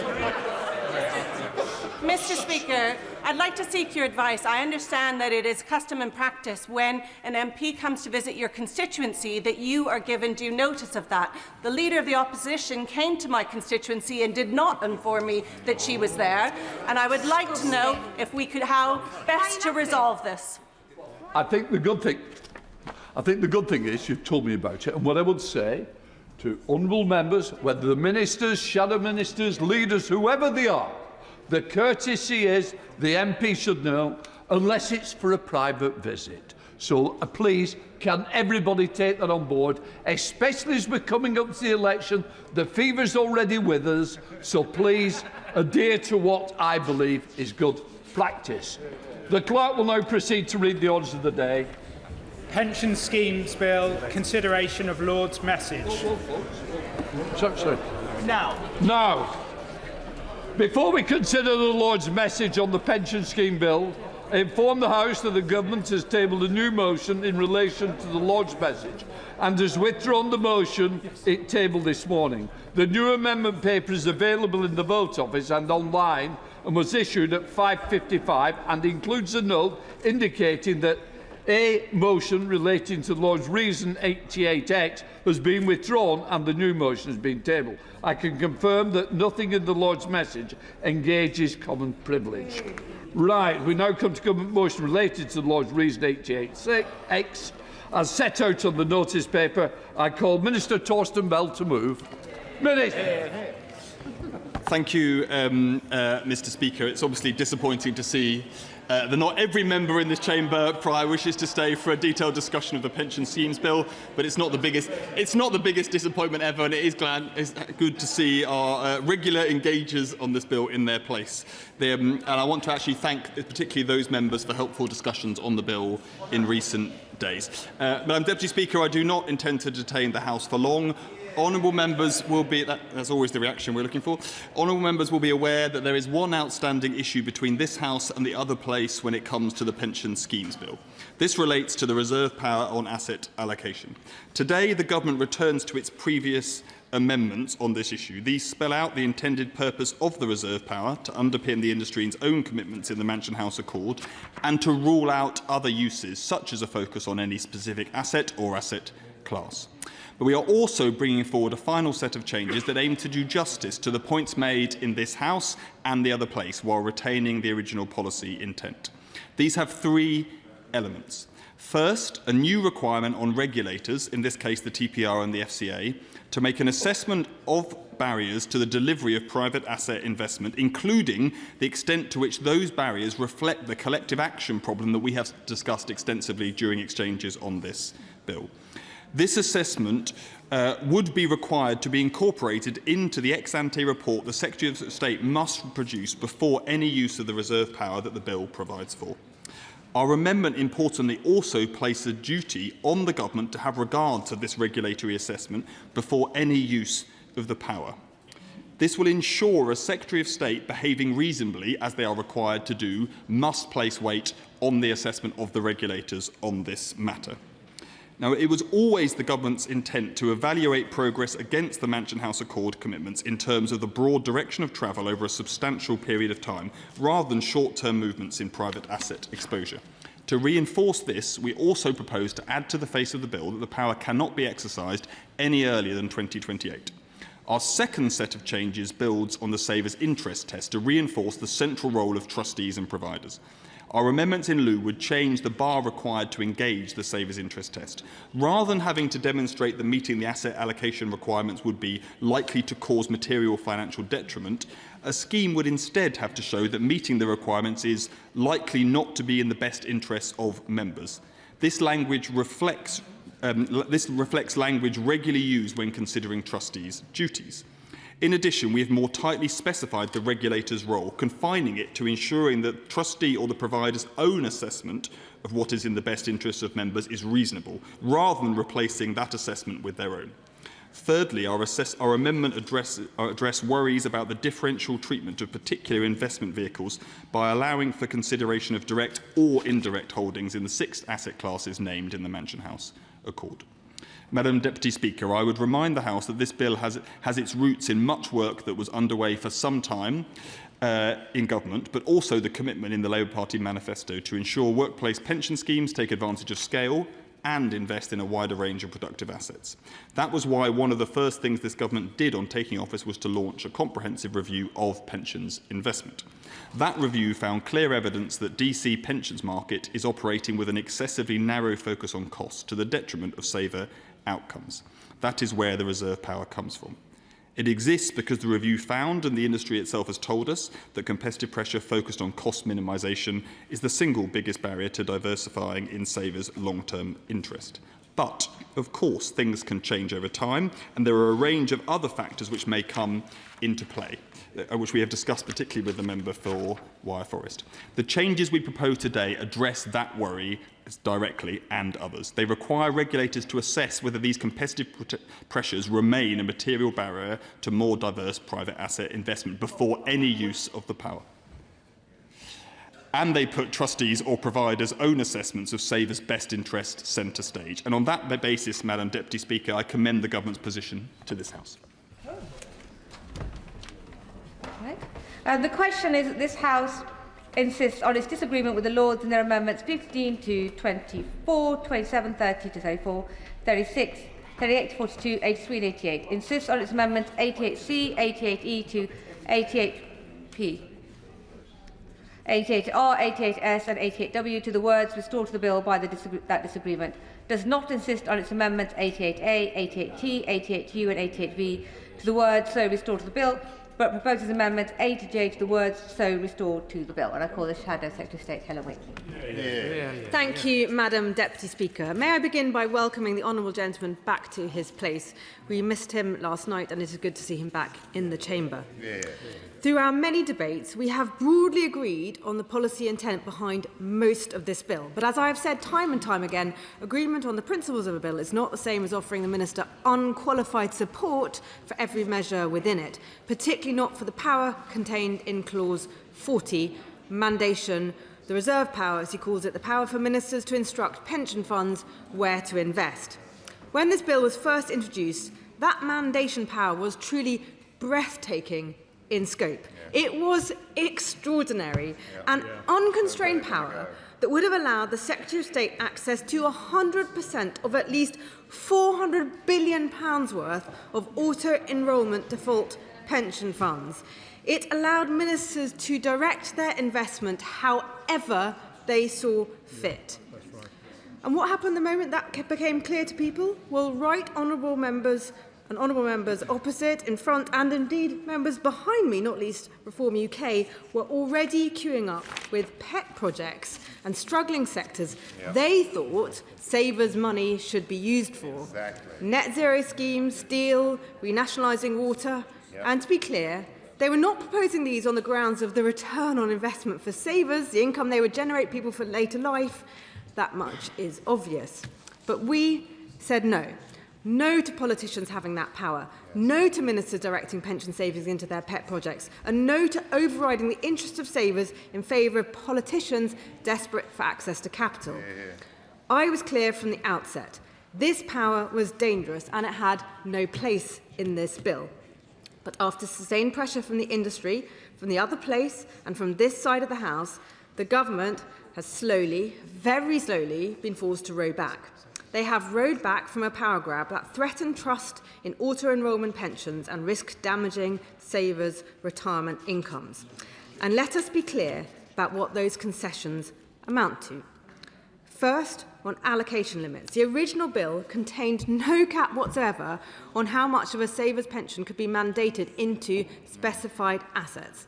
Now, after pressure, the government has imposed hard limits. No more than 10% of a default fund may be directed into qualifying assets, and no more than 5% may be directed specifically into UK assets. That is a major retreat from the original proposal. Second, sunset and single-use restrictions. The government has brought forward the expiry date of the reserve power to 2032 if unused, and repealed the whole regime by 2035 unless renewed by fresh primary legislation, and limited the core mandation power so it can only be exercised once. Another retreat. Third, the scope has been narrowed.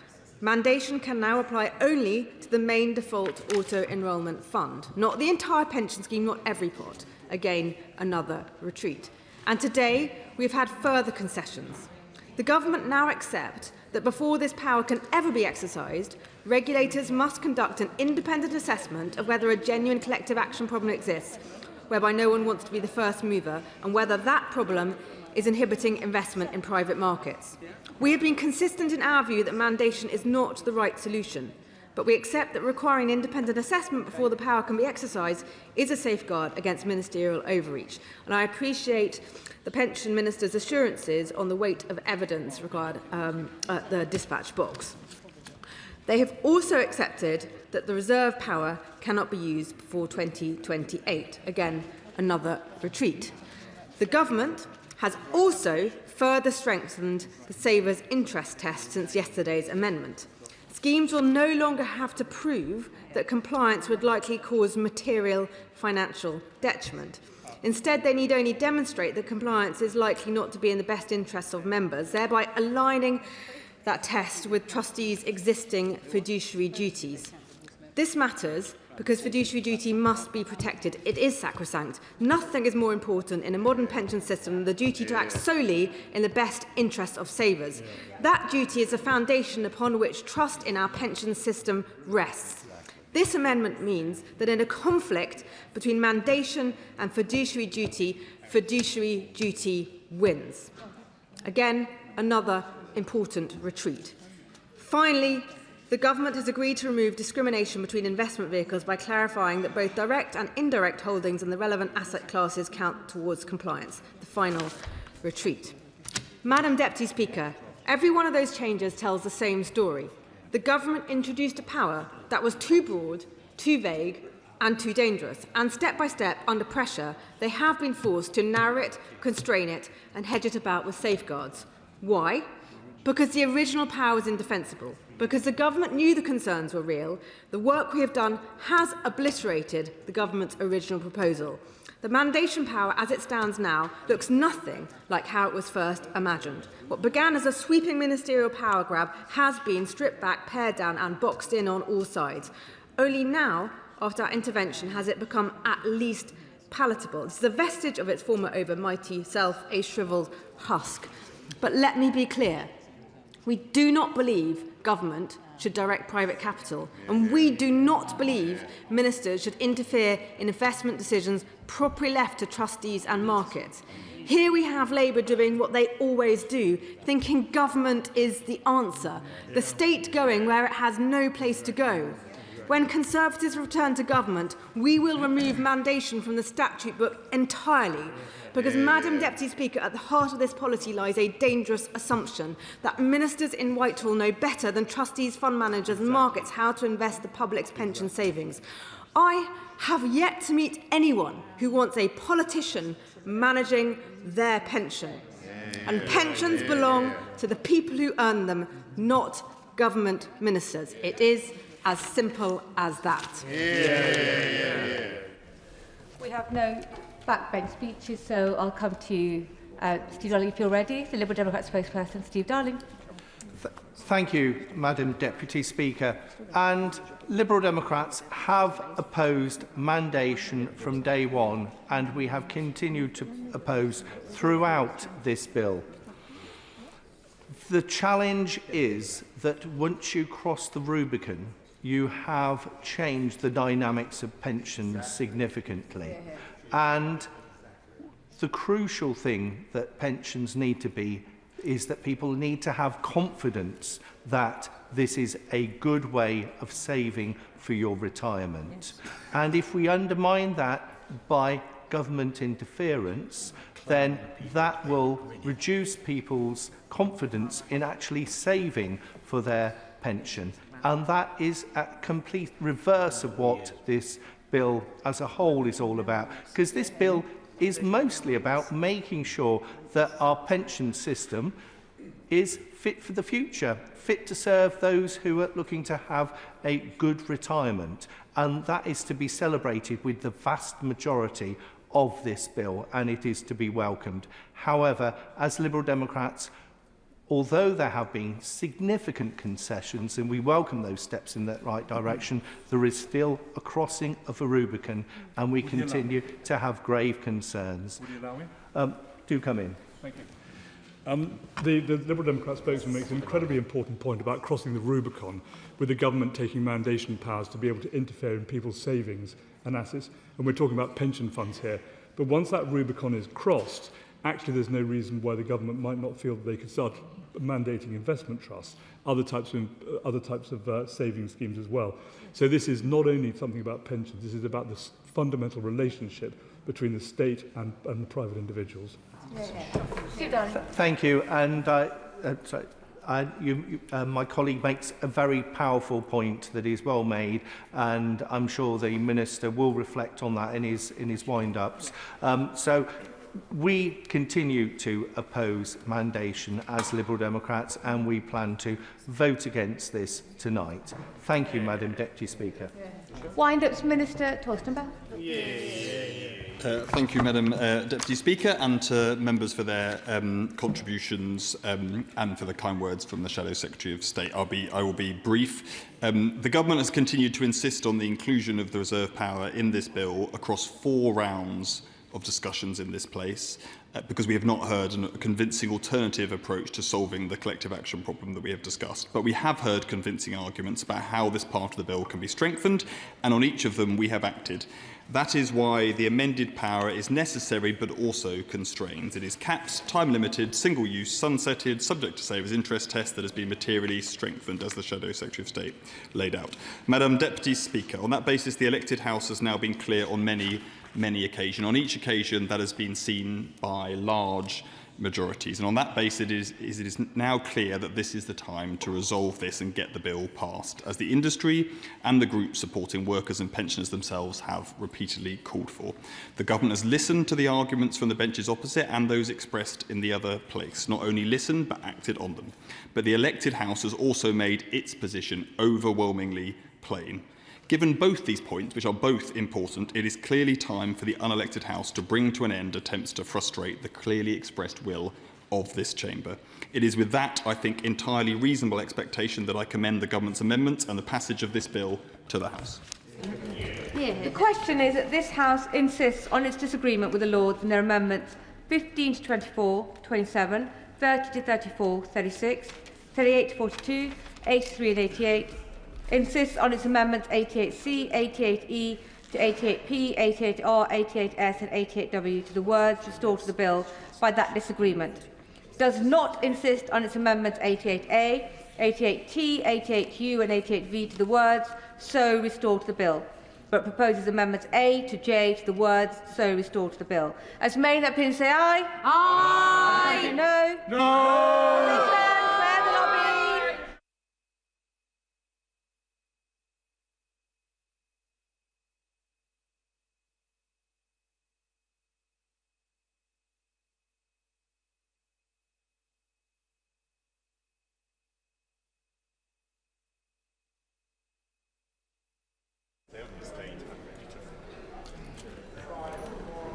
Miss Waitley, are you exiting the chamber?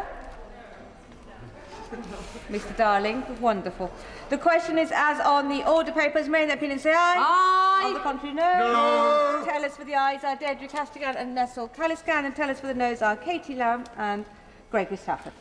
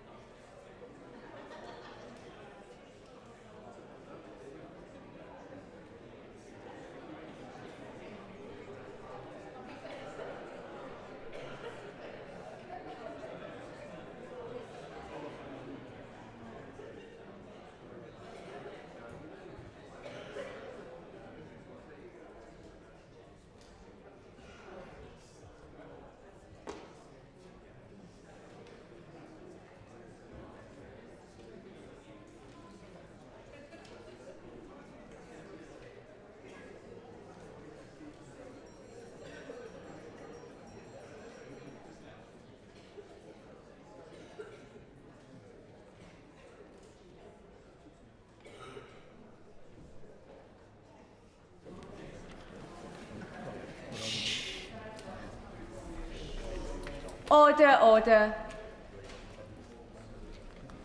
The ayes to the right, 335. The noes to the left, 158.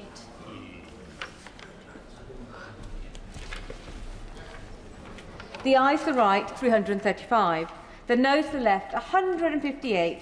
So the ayes have it. The ayes have it. Unlock. Here, here.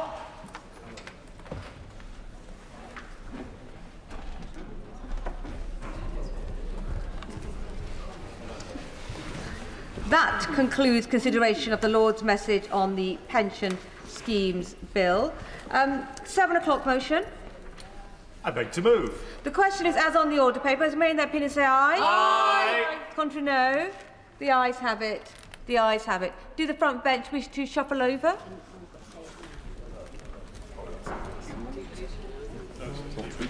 Thank you.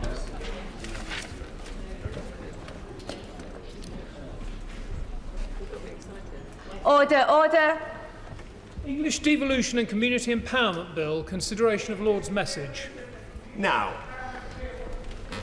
Before we consider the Lord's message to the English Devolution and Community Empowerment Bill, I inform the House that the Government has tabled a new motion in relation to the Lord's Reason 123J and has withdrawn the motions it tabled this morning relating to those motions. The motion relating to Lord's Reason 155J is unchanged. The new amendment paper is available in the Votes Office and online and was issued at 6:30 p.m. and includes a note indicating that the paper was issued at 6:30 p.m. and replaces an earlier version. The motion relating to Lord's Reason 123J has been withdrawn and a new motion has been tabled. We will begin with the Government motion relating to Lord's Reason 89F as set out on the notice paper, with which it will be convenient to consider all other Lord's amendments, Government motions and amendments. I call the Minister to move the motion. Minister, Thank you, Madam Deputy Speaker. I am pleased to speak once again on the English Devolution and Community Empowerment Bill. Can I start, Madam Deputy Speaker, by thanking members from across the House for their constructive engagement in getting the bill to this point.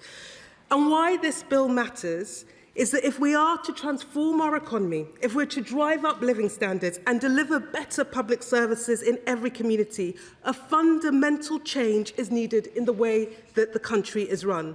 This landmark bill will deliver just that. It represents the biggest transfer of power out of Whitehall to our regions and our communities in a generation. And so I am glad that we have found a way forward on several of the issues we most recently discussed, namely the role of strategic authorities and mayors in rural affairs, agents of change in the planning system, and the role of town and parish councils in neighbourhood governance. We have listened carefully to the concerns raised in both Houses on remaining issues: the ministerial power of direction in Schedule 1 of the bill, prioritising development on brownfield land, and the models of governance in local authorities. This is why the Government has today tabled 3 amendments that I will now outline. On the question of ministerial power of direction in the bill, I remind the House that ensuring every part of England can benefit from devolution remains a key objective of this Government.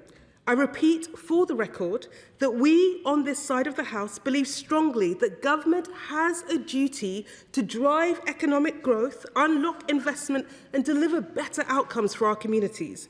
To deny communities that opportunity would be to hold them back.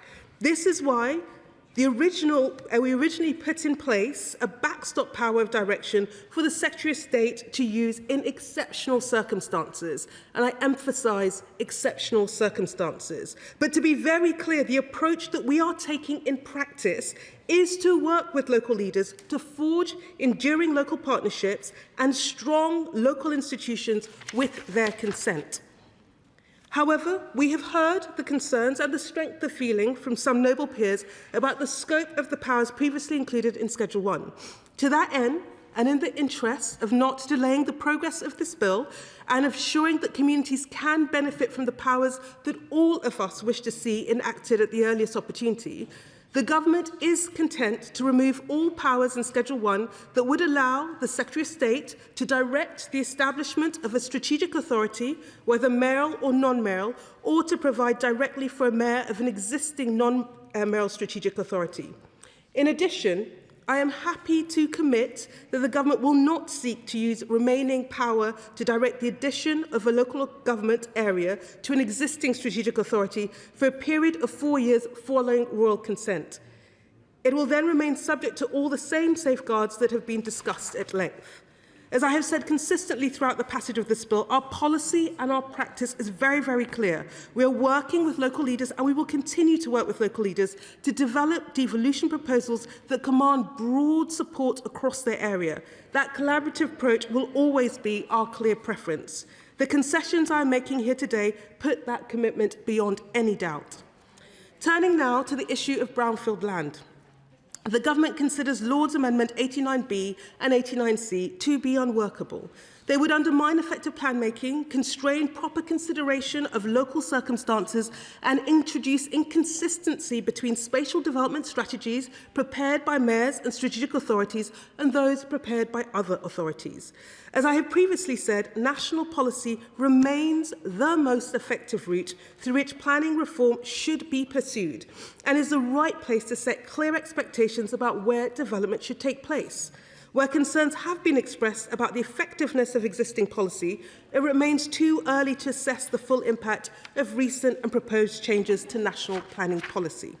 However, in recognition of the strength of feeling expressed about inappropriately located development, and to further reinforce a brownfield-first approach, the government has tabled its own amendment. This would set a requirement in primary legislation for the Secretary of State to use existing regulation-making powers to ensure that strategic planning authorities have regard to the desirability of prioritising development on land that has been previously developed. This will put consideration of brownfield land on the same legal footing as other highly important issues that are also on the face of legislation, such as promoting sustainable development and the impact on health and health inequalities. It will ensure that the prioritisation of brownfield land is front and centre when strategic planning authorities are producing a spatial development strategy and considering how to meet the growth needs of their area. The drafting of our amendment is consistent with national policy, making clear that prioritising development on brownfield land is an overall objective and clearly desirable. Enshrining this requirement in legislation will elevate its importance and will further solidify the government's commitment, clear commitment, to a brownfield-first approach. I now turn to the matter of local authority governance. As honourable members will know, the government has set a clear default position. Councils currently operating the committee system and which are not otherwise protected should be required to move to the leader and cabinet model within 1 year of the relevant bill provisions coming into force. That remains the government's firm expectation. However, we have heard concerns from the other place and concerns expressed in this House that requiring a council to move to the leader and cabinet model within a year could potentially create challenges for some councils, their members and officers. For example, where authority has submitted a proposal for a boundary change or merger in response to the Secretary of State's new power to invite such proposals. The government amendment we are bringing forward today responds to those concerns. It allows the Secretary of State to extend the 1 year transition period for non-protected councils by a further year in certain circumstances. This provides flexibility where a council is already on a clear path to dissolution, so that it is not required to undertake a significant governance change that may have little practical benefit. This does not change the government's wider policy on local authority governance reform, but it does provide a proportionate and pragmatic safeguard in response to the points that have been raised over the pace of change.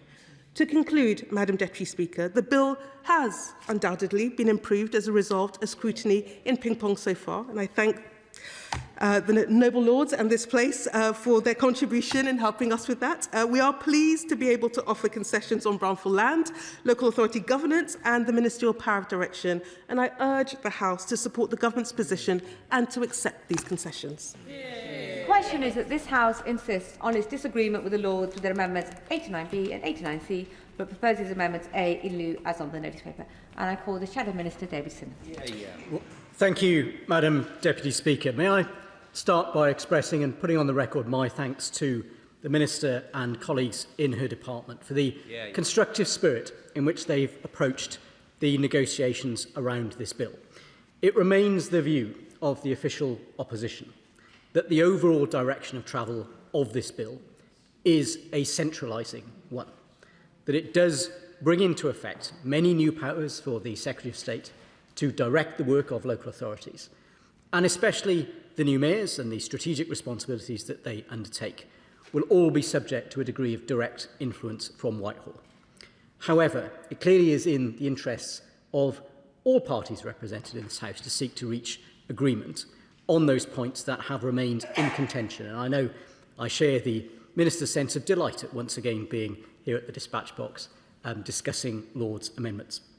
And let me just briefly address those in turn. The Minister set out very clearly the government's agreement to step back from some of the directions which were included in that original legislation. And that was an example of one of the points that we felt on this side demonstrated that sense of a centralising power within the legislation.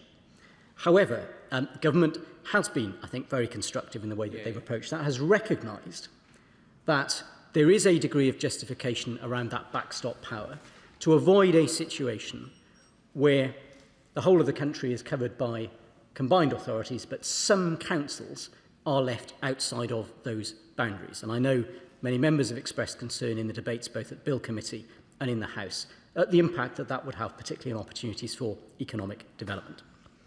But let me turn secondly to the amendment around brownfield. Now, members on this side of the House have been resolute from the outset in saying whatever new arrangements the government is determined to implement, we need to ensure that local communities will continue to be able to stand up for and protect the green spaces that they cherish, whether those are greenfield sites that are used for agriculture or whether they are greenfield and greenbelt sites that may be used for leisure to provide that buffer around our cities and our suburbs. Will my honourable friend give way on that point? Of course. Thank you. I thank my honourable friend for giving way. Does he agree with me that it is vital that we continue to protect those greenfield sites, as we do in my constituency of Bromley and Biggin Hill, and indeed Conservative councils across the country do? And does he agree with me that it's sad that the Reform candidate for Mayor of London disagrees and wants to build over some of our precious greenbelt land? David Simmons. Madam Deputy Speaker, the member for Bromley and Biggin Hill is absolutely spot on in what he says. I think members across this chamber have been quite surprised to hear Reform in particular saying that they wish to tear up London's Greenbelt as part of the local election campaign. And I am grateful to this Minister and to her colleagues that they have recognised, in the fine tradition of many of our Labour councils as well, that we need to make sure that there are sufficient provisions in the legislation to ensure the protection of those vital green spaces for future generations. And I'm grateful in particular for the Minister having made what may seem like a fairly technical change, but as she's just told us at the dispatch box, what it establishes for the first time after 5 rounds of ping-pong is a very clear hierarchy in the legislation that sets out that the new mayors in their spatial development strategy will need to prioritise brownfield land for development. And many of the concerns which members across the House expressed when we debated local government reorganisation just a few weeks ago about the impact of housing targets being displaced will be more effectively managed by the amendments which have been agreed across the House tonight. So that is a distinct step forward from all our perspectives. Finally, Madam Deputy Speaker, I'll just briefly touch on the point about local authority governance. Now, we recognise that there is a difference of opinion. It is the view of the opposition that local authorities should be able to set up their structure of governance in a way that reflects their local circumstances. And whilst it is strongly our view that the Leader and Cabinet model is the most efficient and effective way to do that, it is the essence of local democracy that people may take decisions that we disagree with. But the government's agreement to pause the use of that requirement so that there will be a period in which local authorities can reflect on their governance arrangements, can consult if they wish to do so, in which the normal cycle of local elections can take place, and in which, of course, there will also be a parliamentary election. And I think we all know that the matter of local government reorganisation never entirely stops. It merely starts again at a different point in each parliamentary cycle. So there will be further opportunities in the future to reflect on that. But all of those do represent, in the context of a bill with which we do still have some significant concerns, progress in a direction that makes us much more comfortable. For those reasons, we do not propose to divide the House on these matters this evening. I call the Liberal Democrat spokesperson, Gideon Amos. Thank you, Madam Deputy Speaker. I'll be brief, as most of the arguments have already been well stated. We recognise the Minister's argument yesterday that this bill represents a step forward, not the final destination, and that some consistency is needed to make the system function. But in seeking that consistency, it's really important that we don't lose the very flexibility that makes devolution truly meaningful. We remain supportive of my Lib Dem colleagues in the Lords in their efforts to strengthen the bill. I want to place on record the Liberal Democrats' continued backing for a number of those amendments. On Lords Amendment 36, we return to the central point. It's not devolution to mandate a single model of governance from the centre. Local areas must retain the ability to choose what works for them. I'd like to thank the Minister for concessions she has made from the dispatch box in relation to the amendments Liberal Democrats have tabled. We're grateful the Government has taken note of those issues and the importance of the right of communities to choose their own governance and ensure that choice is better protected. We've already seen why flexibility for local authorities matters. In Sheffield, the Council moved away from the Leader and Cabinet model to a committee system following real concerns about transparency, accountability and council overreach. That change was driven locally by councillors responding to their communities. As my noble friend, Liberal Democrat peer, Lord Mohammed of Tinsley set out in the other place, the consequences of concentration of that power in a small executive can be profound. In Sheffield, decisions to fell thousands of healthy trees, street trees, were driven through by a small group without the scrutiny of a wider number. A plaque now stands in Sheffield which reads, "In recognition of the courageous campaigners who saved thousands of street trees from wrongful felling by Sheffield City Council," as a reminder to all that such failures in leadership must never happen again. This is a stark warning of what can go wrong when power in authorities is too concentrated in the hands of too few. Liberal Democrats will continue to challenge the government on this because we are the party that believes in real community representation and local governance decided by local people. We'll always fight to ensure that communities have a genuine voice in how their areas are run, not decisions handed down from Whitehall. If consistency comes at the cost of local voice, then we are not strengthening devolution, we will be narrowing it. Turning to Lord's Amendment 98, Liberal Democrats believe that placing limits on Secretary of State's powers over structural changes is vital if local democracy is to have genuine autonomy. I'd like to thank the Minister for what she said in relation to that. Likewise, we have sought to remove powers that would allow ministers to direct the creation or expansion of combined authorities, including the imposition of mayors without meaningful local consent. On both sides of these benches and those opposite, we agree that meaningful devolution cannot mean that structures designed in Whitehall and delivered to local areas with limited input, cannot mean structures delivered and sent from Whitehall with limited local input. If local government is to have real autonomy, consent must be meaningful and Parliament must retain its proper role, and we will continue to work constructively with the government on that front. On Lord's Amendments 89B and 89C, we strongly support prioritisation of brownfield development. That is why Liberal Democrats are grateful to the government for listening to calls for better protection of greenfield land, and that they have taken steps in this bill to encourage prioritisation of brownfield. Going forward, this will help ensure that development is happening in the right places on land that needs to be developed on, and in consultation with communities that surround it. This is not about opposing growth. It's about delivering that growth sustainably and making best use of the land that has already been and previously been developed. Whilst I recognise the Minister's argument that some flexibility is needed to meet housing demand, if that flexibility results in greenfield and green spaces becoming the default, then we will have failed and got the balance fundamentally wrong. Green spaces are essential to community well-being. They support mental and physical health, provide space for recreation and contribute to the identity of local places. Once lost, they cannot be replaced. If brownfield land is not properly prioritised, development pressure will fall on those spaces. We therefore welcome this step in the right direction from the Minister, and we will continue to ask the Government to go further on prioritising brownfield. When taken together, these three amendments do not frustrate the bill, they improve it. They move it closer to what devolution should be, rooted in local consent and accountable to local communities. We're glad the Government has taken heed of the priorities Liberal Democrats put forward, and we will continue to work constructively to ensure decisions are made with local people and not done to them. Minister, to wind up, Minister Matapambola. Thank you, Madam Deputy Speaker. And can I thank honourable members for their continued engagement and their insightful debate on these issues. In the time left, I will respond to some of the particular points that was made. I do want to put on record my thanks to opposition members for the constructive way in which they have approached this so that we can progress this bill and take it forward. To the member for Islip, Northwood and Pinner, we will continue to disagree on whether this is a centralising bill or a radical shift in power. I still fundamentally believe that this is a huge step in transferring power outside of Whitehall, but candidly, we will demonstrate this through our actions and through the impact of the bill. The thing that drives us is the impact that this will have in our communities, and I think we have got strong measures that will help us ensure that we are putting communities in the driving seat so that they can shape their place. To the member of Taunton and Wellington, I hear the points that he's made on local government governance in particular.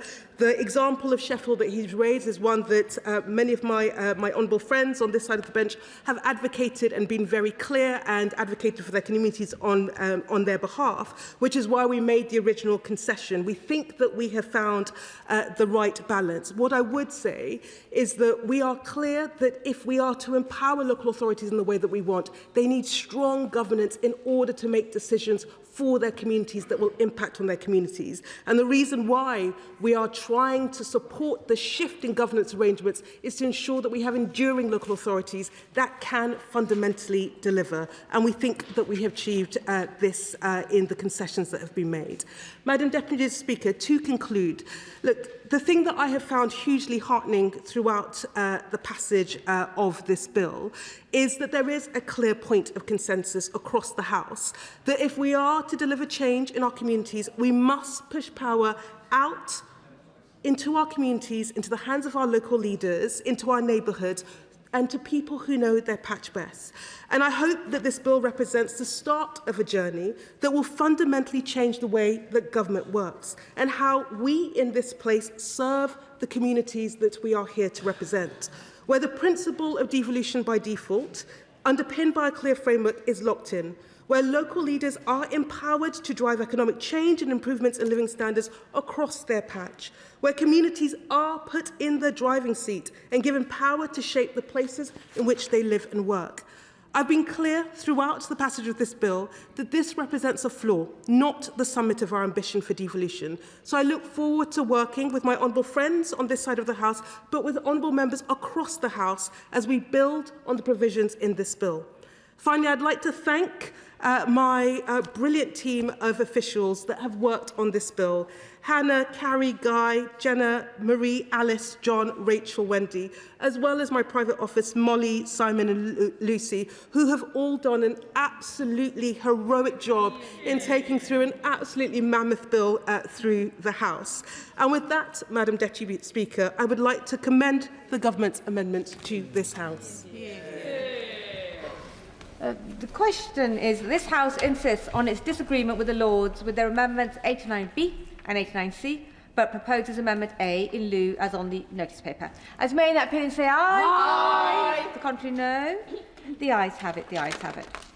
We now come to the motion that this House insists on its disagreement with the Lords' Amendment 36, 90 and 155, insists on its amendments 155A to 155F and 155H to the words so restored to the bill by that disagreement with Amendment 155 and proposes Amendment A to the words so restored to the bill as on the notice paper. Minister to move formally. The question is that this House insists on its disagreement with the Lords' Amendments 36, 90 and 155. Insists on its amendments 155A to 155F and 155H. To the words so restored to the bill by that disagreement with Amendment 155 and proposes Amendment A to the words so restored to the bill as on the notice paper. As may in the opinion say aye. Aye. The contrary no. Aye. The ayes have it. The ayes have it. We now come to the motion to insist on disagreement with the Lords in their amendments 85, 86, 97, 216, 120 and 121 and 123. Insists on its amendments to 123C to 123H and 123J to 123K in lieu, and to propose amendments A to E in lieu as on the notice paper. I call the Minister to move the motion formally. The question is that this House insists on disagreement with the Lords in their amendments 85, 86, 97 to 116, 120, 121 and 123. Insists on its amendments 123C to 123H and 123J to 123K in lieu, and proposes amendments A to E in lieu as on the notice paper. As many as that opinion say aye. Aye. No. The ayes have it. The ayes have it. That concludes consideration of the Lord's message on the English Devolution and Community Empowerment Bill. A point of order, Michael. Thank you, Madam Deputy Speaker. Last week I tabled a written question to the Foreign Secretary asking whether Jonathan Powell was subject to scrutiny vetting before or after he was appointed as the Prime Minister's Special Envoy on the Chagos negotiations. I have not yet received a response. Given that Morgan McSweeney appeared to tell the Foreign Affairs Select Committee this morning that the vetting process only began after Powell was later appointed as National Security Advisor, how can I secure an official answer from the Foreign Office to this basic question before Parliament prorogues? I know that the honourable member is diligent in getting answers on behalf of his constituents and will no doubt explore every avenue to get that answer. And for the Treasury front bench, it is only appropriate that backbench MPs are able to get responses in due time on behalf of their constituents. No doubt they have heard, and no doubt the honourable member has got his words on the record. If the front benches wish to shuffle over, this is the time to do so.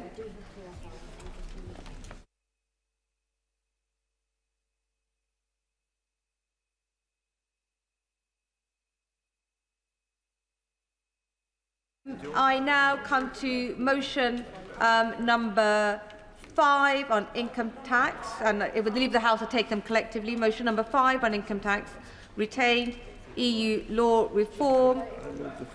That's motion number 6, retained EU law reform. Motion number 7 on energy. Motion number 8 on financial services and markets. And motion number 9, services and markets. And motion number 10. No. Motion number 9 on financial services and markets. Minister to move. Minister to move. The question is, as on the order papers, may in that opinion say aye? Aye. Of the contrary, no. The ayes have it. The ayes have it. And now come to motion number 10 on retained EU law reform. Minister to move. I beg to move. The question is, as on the order papers, may in that opinion say aye? Aye. Of the contrary, no. No. Aye.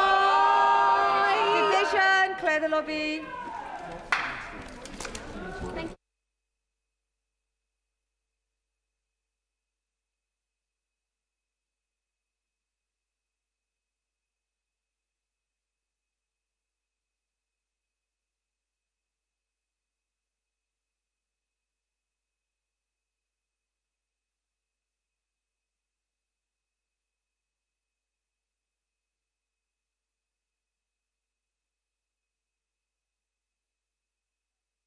The question is, as on the order papers, may in that opinion say aye? Aye. Of the contrary, no. No. Tell us for the ayes are Nessel Caliscan and Deirdre Castigan, and tell us for the noes are Charlie Maynard and Tessa Munt.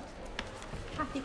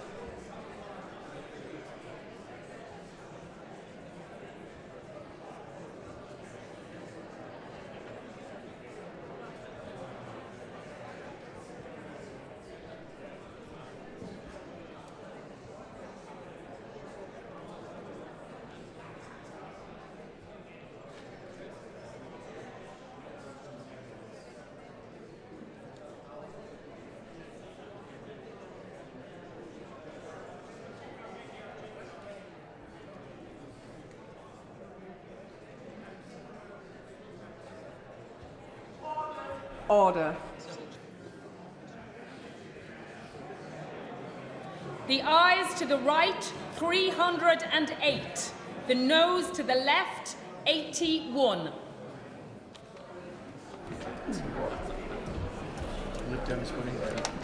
The ayes to the right were 308. The noes to the left were 81. So the ayes have it. The ayes have it. Unlocked.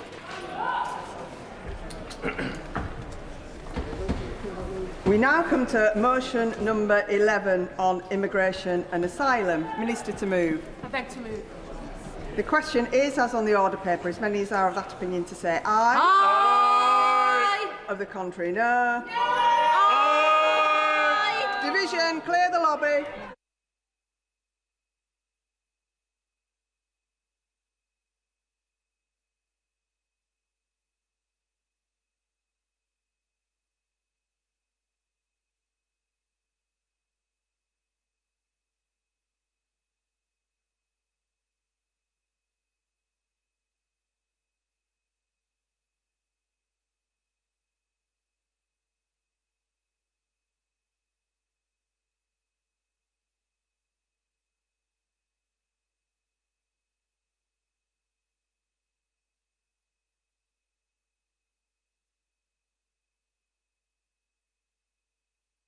The question is, as on the order paper, as many as are of that opinion say aye. Aye. Of the contrary, no. No. Tellers for the ayes, Nezel Kaliskan, Deirdre Costigan. Tellers for the noes, Kirsty Blackman, Graham Leadbitter.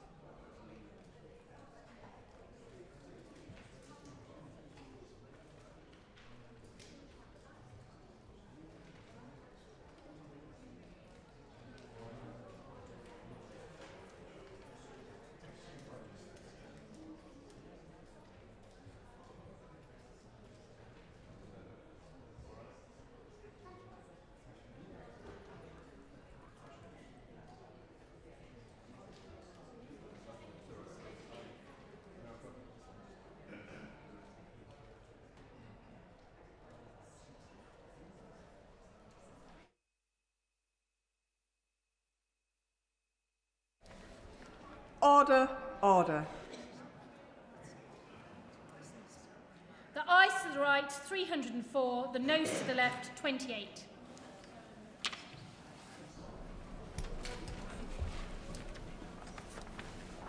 The ayes to the right were 304, the noes to the left were 28. So the ayes have it, the ayes have it. Unlocked.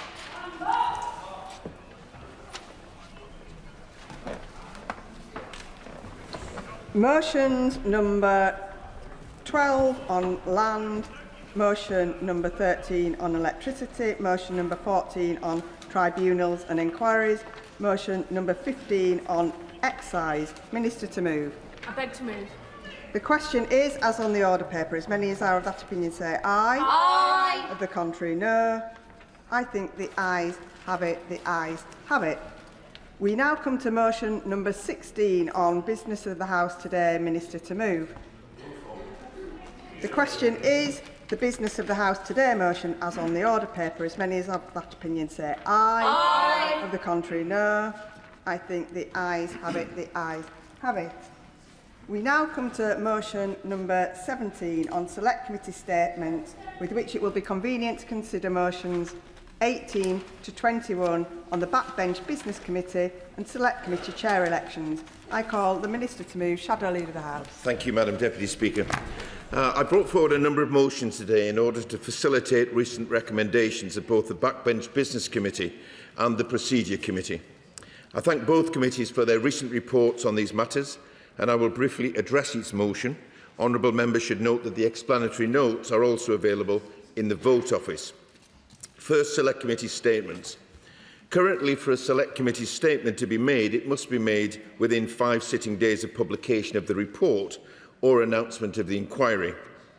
The Backbench Business Committee recommended in its 15th anniversary report that the Select Committee statements under Standing Order number 22D should instead be allowed to take place 10 sitting days after publication of the report or announcement of an inquiry. Select Committee statements have increased in popularity in recent years, and the Government agreed with the Committee in their recommendation, and therefore the motion asks the House to amend the Standing Order to enact this change. Madam Deputy Speaker, turning to the motions relating to the operation of the Backbench Business Committee, both the Backbench Business Committee in its 15th anniversary report and the Procedure Committee in its report on elections in the House of Commons proposed that members and chair of the Backbench Business Committee should be elected in line with all other elected select committees, that is, for the whole Parliament rather than each session.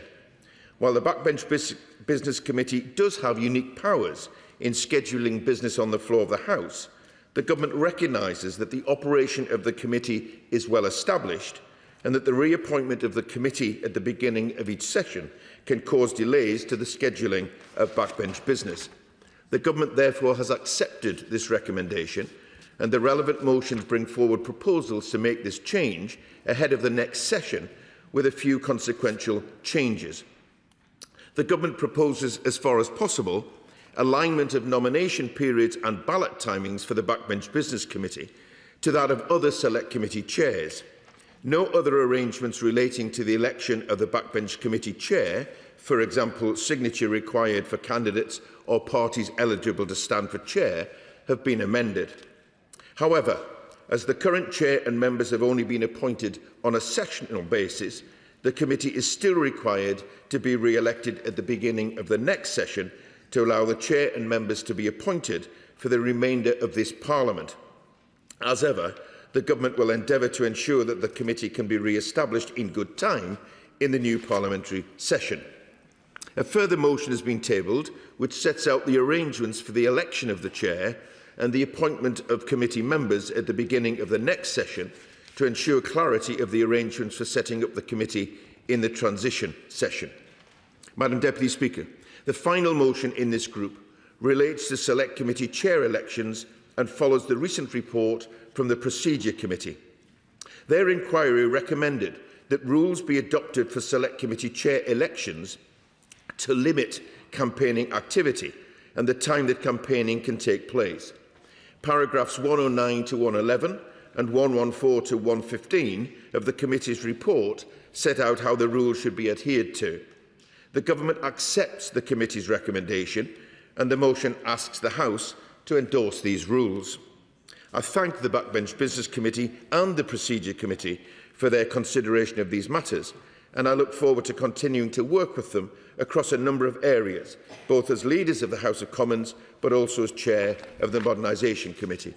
I hope members will support these motions today, and I commend them to the House.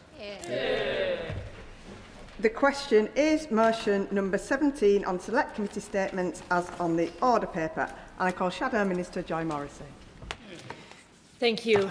And may I echo the words of our Leader of the House, and to thank the Backbench Business Committee and the Procedure Committee for contributing to these motions today. And they're widely very sensible.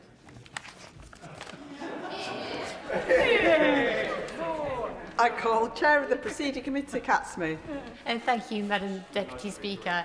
It is a pleasure to follow a previous member of the Procedure Committee. I thank the Honourable Lady for all her work that she did in contributing to the work of this committee, which came to a very clear view, very consensual view across the committee, that the elections that we saw in the House for Select Committee chairs at the beginning of this session of Parliament did somewhat resemble a silly season with excessive campaigning, and for newer members of the House who perhaps maybe didn't even expect to be in this House, they found it very overwhelming, and we were able to take that information and put together a very sensible set of rules that create a level playing field for all candidates, whilst respecting the right for members to have be able to open their office door without falling over a pile of leaflets, frankly, Madam Deputy Speaker, which was one of the things that was fed to us as a committee as one of the problems last time. And I hope that the change to the election of the chair of the Backbench Business Committee to be in line with other Select Committee chairs will be able to bring that in line, and shows the Backbench Business Committee is a Select Committee in the same way as other Select Committees are in this House. So I'd like to thank the Leader of the House for bringing this forward and accepting the committee's findings in full, and I look forward to supporting them. Thank you. I call the Chair of the Backbench Business Committee. Thank you, Madam Deputy Speaker. And I'd like to thank the Leader of the House for listening to the Backbench Business Committee and the Procedure Committee and bringing forward these long overdue amendments. I have to say, when the Backbench Business Committee was inaugurated, when I was first elected to this House in 2010, the government of the day refused to listen to those on the backbenches who said, why is this position having to be elected every session? Unfortunately, what had happened, of course, was, if I can put it politely, members of the awkward squad managed to get elected to the committee and cause the government of the day immense problems. However, I suspect that the government now sees that their power within the Parliamentary Labour Party to control their members who sit on the Backbench Business Committee and elect them appropriately. And of course, I regard him as my honourable friend who sits on the committee. Thank the Chair of the Backbench Business Committee for giving way, and I just want to generally just put on record my thanks to his able chairing of that committee throughout my time on it, and I think he would agree with me that we've had some really good and useful debates in this place and also Westminster Hall because of the work of the Backbench Business Committee. The honourable member for that intervention, and clearly I'd like to thank all the members of the Backbench Business Committee for the excellent work they've done over the last year and a half, effectively, in bringing forward debates, ensuring that members on all sides get the opportunity to debate the issues that they want to debate rather than what the government wants to debate, which sometimes can be embarrassing for the government. We know that. However, that is the will of the committee. And indeed, it has been a pleasure to oversee that work. We've reformed things as well, so that members that come in front of our committee now will be face questioning from all members of the committee, not just one or two, which was the case in previous years. So that, I think, has been an important reform. In terms of the changes that the Leader is putting forward, I just point out the consequences of this. The Select Committee statements have been coming forward to the committee or requests for Select Committee statements on a regular basis. Because of pressure on the Chamber, we've had to push some of them into Westminster Hall, which limits the amount of time in Westminster Hall. Now, this will give the committee in future flexibility on when the committee allocates these select committee statements in the House. And I think that is to the benefit of all select committees. So it's something we recommended, I warmly welcome. Indeed, the other issue, of course, is that the election of the committee. Now, I'm working out what's likely to happen in the next session. It's likely that there'll be at least one day, possibly more days, when the government will have to put on general debates in the chamber, which have not been committed by the Backbench Business Committee because we won't have been reformed or reconstituted in time. As the leader knows, I've written to him with a list of debates that members want to debate, so he can choose from some of those, I hope, to make sure that the will of backbenchers is heard, and those, particularly those who have been waiting for some time, will get the opportunity. It does mean that it brings the Backbench Business Committee in line with other select committees, and so the chairman and the committee will be elected at the beginning of Parliament and serve for the duration of Parliament unless the parties decide to remove members of the committee. And indeed the chairman, of course, will serve for the duration of Parliament, which is, once again, I think, sensible and a good move. I hope, of course, that members will see the wisdom of re-electing me as chairman of the Backbench Committee when we return after state opening. But that's for another day, Madam Deputy Speaker. Equally, I think it's extremely welcome the change of rules, which obviously came from the Procedure Committee, on how the lobbying and process of elections will take place for Select Committee Chairman at the beginning of Parliament. We all are used to the fact of been fighting each other in the election, suddenly arriving back in Parliament to be greeted as long-lost friends when somebody is standing for election for a Select Committee chairmanship, which I think that's reasonable. But what has not been reasonable has been the literal deluge of papers and other lobbying that's taken place, and particularly use of the email system on behalf of candidates. I think most of us got fed up with it a long time ago. So this is a very sensible reform. So in closing, Madam Deputy Speaker, I'd like to thank the leader for listening to what we had to say and acting upon it, as we asked him to do, and bring forward these motions, albeit literally at the last minute before we prorogate, but nevertheless, it's welcome nonetheless. House. Very much indeed, Madam Deputy Speaker. Firstly, can I thank all members for their contribution to today's debate, and thank the Shadow Minister for her kind words, and I agree with her that these changes are, as she said, eminently sensible. The Chair of Procedure Committee, Madam Deputy Speaker, does a fantastic job, and we work very closely together with her and with her committee and our Modernisation Committee. And I thank her and all of the members for all of the important work that they do. And in welcoming the changes to campaigning, I think that it will be to the relief of members to know that once we're into the campaigning season, there is campaigning, but there are limits as to what they can do. So I thank you for that. Again, that is eminently sensible. The Chair of the Backbench Business Committee posed the question, why are there different rules? And suggested it might be because of the awkward squad on his side. I couldn't possibly comment on that, but I do remember those days. And I have to say, in the good job that he does, it's less awkward and more respected. I did say to him that I would bring forward these motions, and I have done. And as for his final remarks, better late than never, I suppose, in that sense. But I do thank him and his committee for the important work that they do. And again, they work closely with modernisation. And we will be taking forward a piece of work on how we spend our time in this particular chamber. And I think that there are lessons that we can learn from people like the Honourable Gentleman and the experience that he brings. But let me finish on this point. I am clear in the changes that we make, including if they need to be made to backbench business time or indeed petitions, that I want to be seen as a champion of the rights of backbenchers in this place. It is really important that they have the opportunity to have their voices heard, and long may that continue. So I hope that members will support these motions today, and I commend them to the House. The question is motion number 17 on select committee statements as on the order paper. As many as are of that opinion say aye. Aye. Of the contrary, no. I think the ayes have it. The ayes have it. We now come to motion number 18 on the Backbench Business Committee. I call the Minister to move formally. The question is motion number 18 on the Backbench Business Committee as on the order paper. As many as are of that opinion say aye. Aye. Of the contrary, no. I think the ayes have it. The ayes have it. We now come to motion number 19 on consequential amendments arising from the Backbench Business Committee motion. I call the Minister to move formally. Move formally.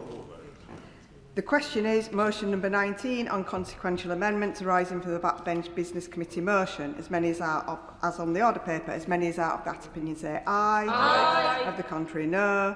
I think the ayes have it. The ayes have it. We now come to motion number 20 on Backbench Business Committee election of chair and nomination of members in the 2026 to 2027 session. I call the Minister to move formally. Move formally. The question is motion number 20 on Backbench Business Committee election of chair and nomination of members in the 2026 to 2027 session as on the order paper. As many as are of that opinion say aye. Aye. The contrary, no. I think the ayes have it. The ayes have it. We now come to motion number 21 on Select Committee Chair elections. I call the Minister to move formally. Move formally.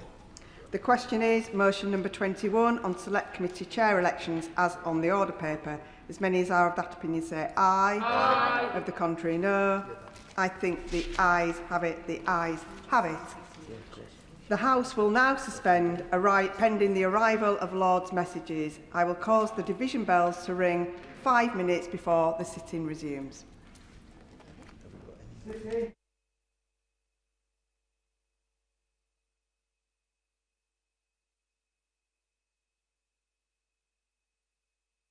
Order.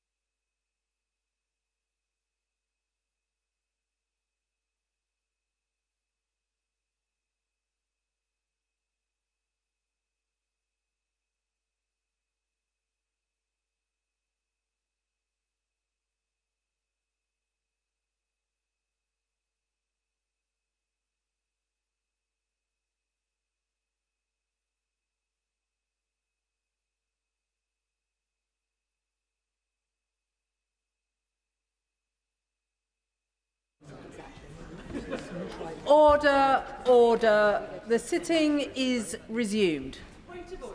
Point of order, Emily Darlington. Thank you, Madam Deputy Speaker. Following my point of order earlier today, I received an email from Conservative Party headquarters having a picture of an email they said they sent to me ahead of the Leader of the Opposition's email. While I have never seen this email and we cannot find any evidence of it in my inbox, I do feel that I should give the benefit of the doubt that the email was sent and have suggested that you use parliamentary email addresses to ensure that it gets through to the correct people at the correct time. Can I thank the Honourable Lady for her point of order? She will know that that is not a matter for the Chair, but she has put that correction on the record. Petition. Bambos Charalambos. Thank you, Madam Deputy Speaker. I present a petition on behalf of the residents of my constituency of Southgate and Wood Green who are concerned about illegal activities in shops on local high streets. It has been well documented in both national and local media that shops, including in my constituency, are being used for illegal activities which are causing harm to the local community. Residents have expressed their concerns to me that the local authority has limited power to tackle the illegality and that efforts to do so are not always coordinated with the police. The petitioners therefore request that the House of Commons urge the Government to provide greater enforcement powers for local authorities to crack down on shops being used for illegal activities, to support the work of trading standards officers and specialist financial investigators, and to enable a framework for greater communications between trading standards officers and the police. And the petitioners remain, etc.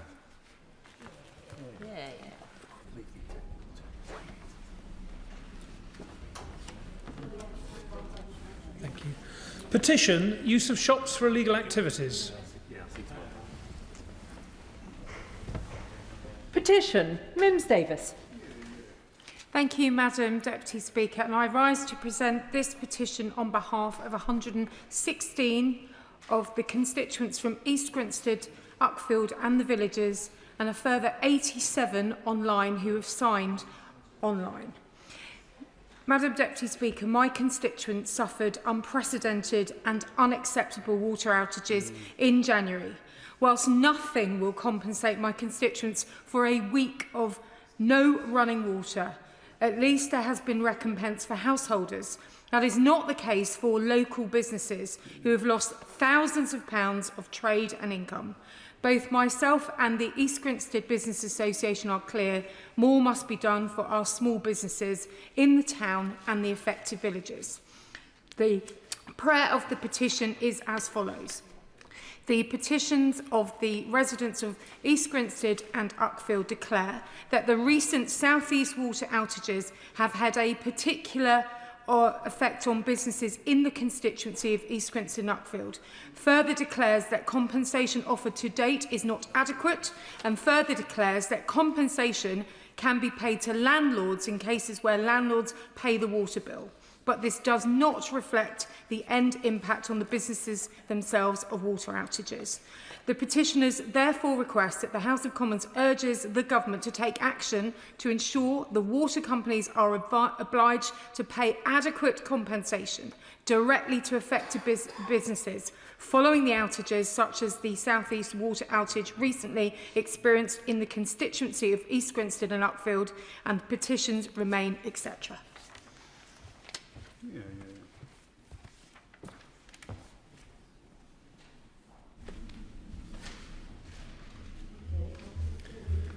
Thank you. Petition, compensation following South East water outages. Petition, Adam Jogi. Thank you very much, Madam Deputy Speaker. The people of Audley in Newcastle and Lyme are proud of their green spaces, and this week of Staffordshire Day want to say no to the land south east of the M6 being released from its green belt status for development. Further declares that this proposed change of use would be significantly detrimental, particularly to the parish of Audley, and further declares that the proposed development would result in poor air quality, noise, litter, loss of habitat and illumination for up to 24 hours a day, as well as severely impacting the views across the Cheshire Plains and North Staffordshire, leaving a devastating impact on the local community. The petitioners therefore request that the House of Commons urge the Government to encourage Newcastle and Lyme Borough Council not to permit land south east of Junction 16 to be considered for release from its green belt status for development. And the petitions remain, etc.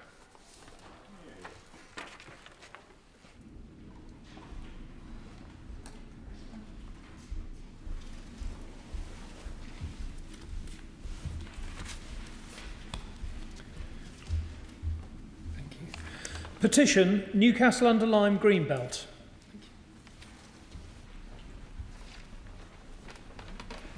I beg to move that this House do now adjourn. The question is that this House do now adjourn. Lee Anderson. Yeah. Thank you, Madam Deputy Speaker. The reason I'm here in this chamber tonight speaking on HMOs is because I've been contacted by hundreds of families in Ashfield over the past 6 years to raise their serious concerns about the impact HMOs are having on my community. Anybody can set up an HMO overnight, no qualifications, no training, no checks. All they need is a few £1,000s in the bank, get a mortgage, go and buy a cheap house somewhere in the Midlands or in the North or in places like Ashfield, buy up a cheap terraced house, turn it into an HMO. But this leads to thousands of unscrupulous investors who live hundreds of miles away from places like Ashfield, buying up properties and filling them with people, quite frankly, that I don't want living in my community. People who are criminals, people who are out thieving overnight, people who are creating antisocial behaviour. They're filling our streets full of wrong-uns. And then the local politicians, the police, the councillors sit there scratching their heads, asking themselves why crime is on the up in that area. I will give way. Can I thank the honourable gentleman for allowing me to intervene? Does he agree with me that local authorities such as Lib Dem controlled 3 Rivers District Council in my constituency South West Hertfordshire should be issuing things like Article 4 directions in order to protect our areas from a proliferation of HMOs? I thank the honourable member for his intervention. I do agree with the Article 4 legislation used to put HMOs through the planning process at local councils. It's something that I've forced my local council to do, but unfortunately they're only doing it in certain areas. I like to see it across the whole constituency. I will give way. Madam Jogi. Thank you, Madam Speaker. I'm grateful to the gentleman for giving way, and I thank him for securing this debate, and congratulate him on that. I wonder if he'd agree with me, and indeed the honourable member from Hertfordshire, that that should also apply to the Conservative-run council in Newcastle-under-Lyme, who should be applying Section 4 sooner rather than later. Lee Anderson. I thank the honourable member for his intervention. I think that's a matter for local councils to decide upon. I know in my area HMOs are a big problem, and I'm glad that they've used Article 4 in certain areas. I'd like to see it rolled out to the whole constituency. But I get back to my point, Madam Deputy Speaker, that we have druggies, criminals, wrong-uns, living sometimes 6 at a time in one small house on streets that were once considered a good place to live. And the decent folk who can afford to leave these streets are leaving in their droves. The problem there is that the investors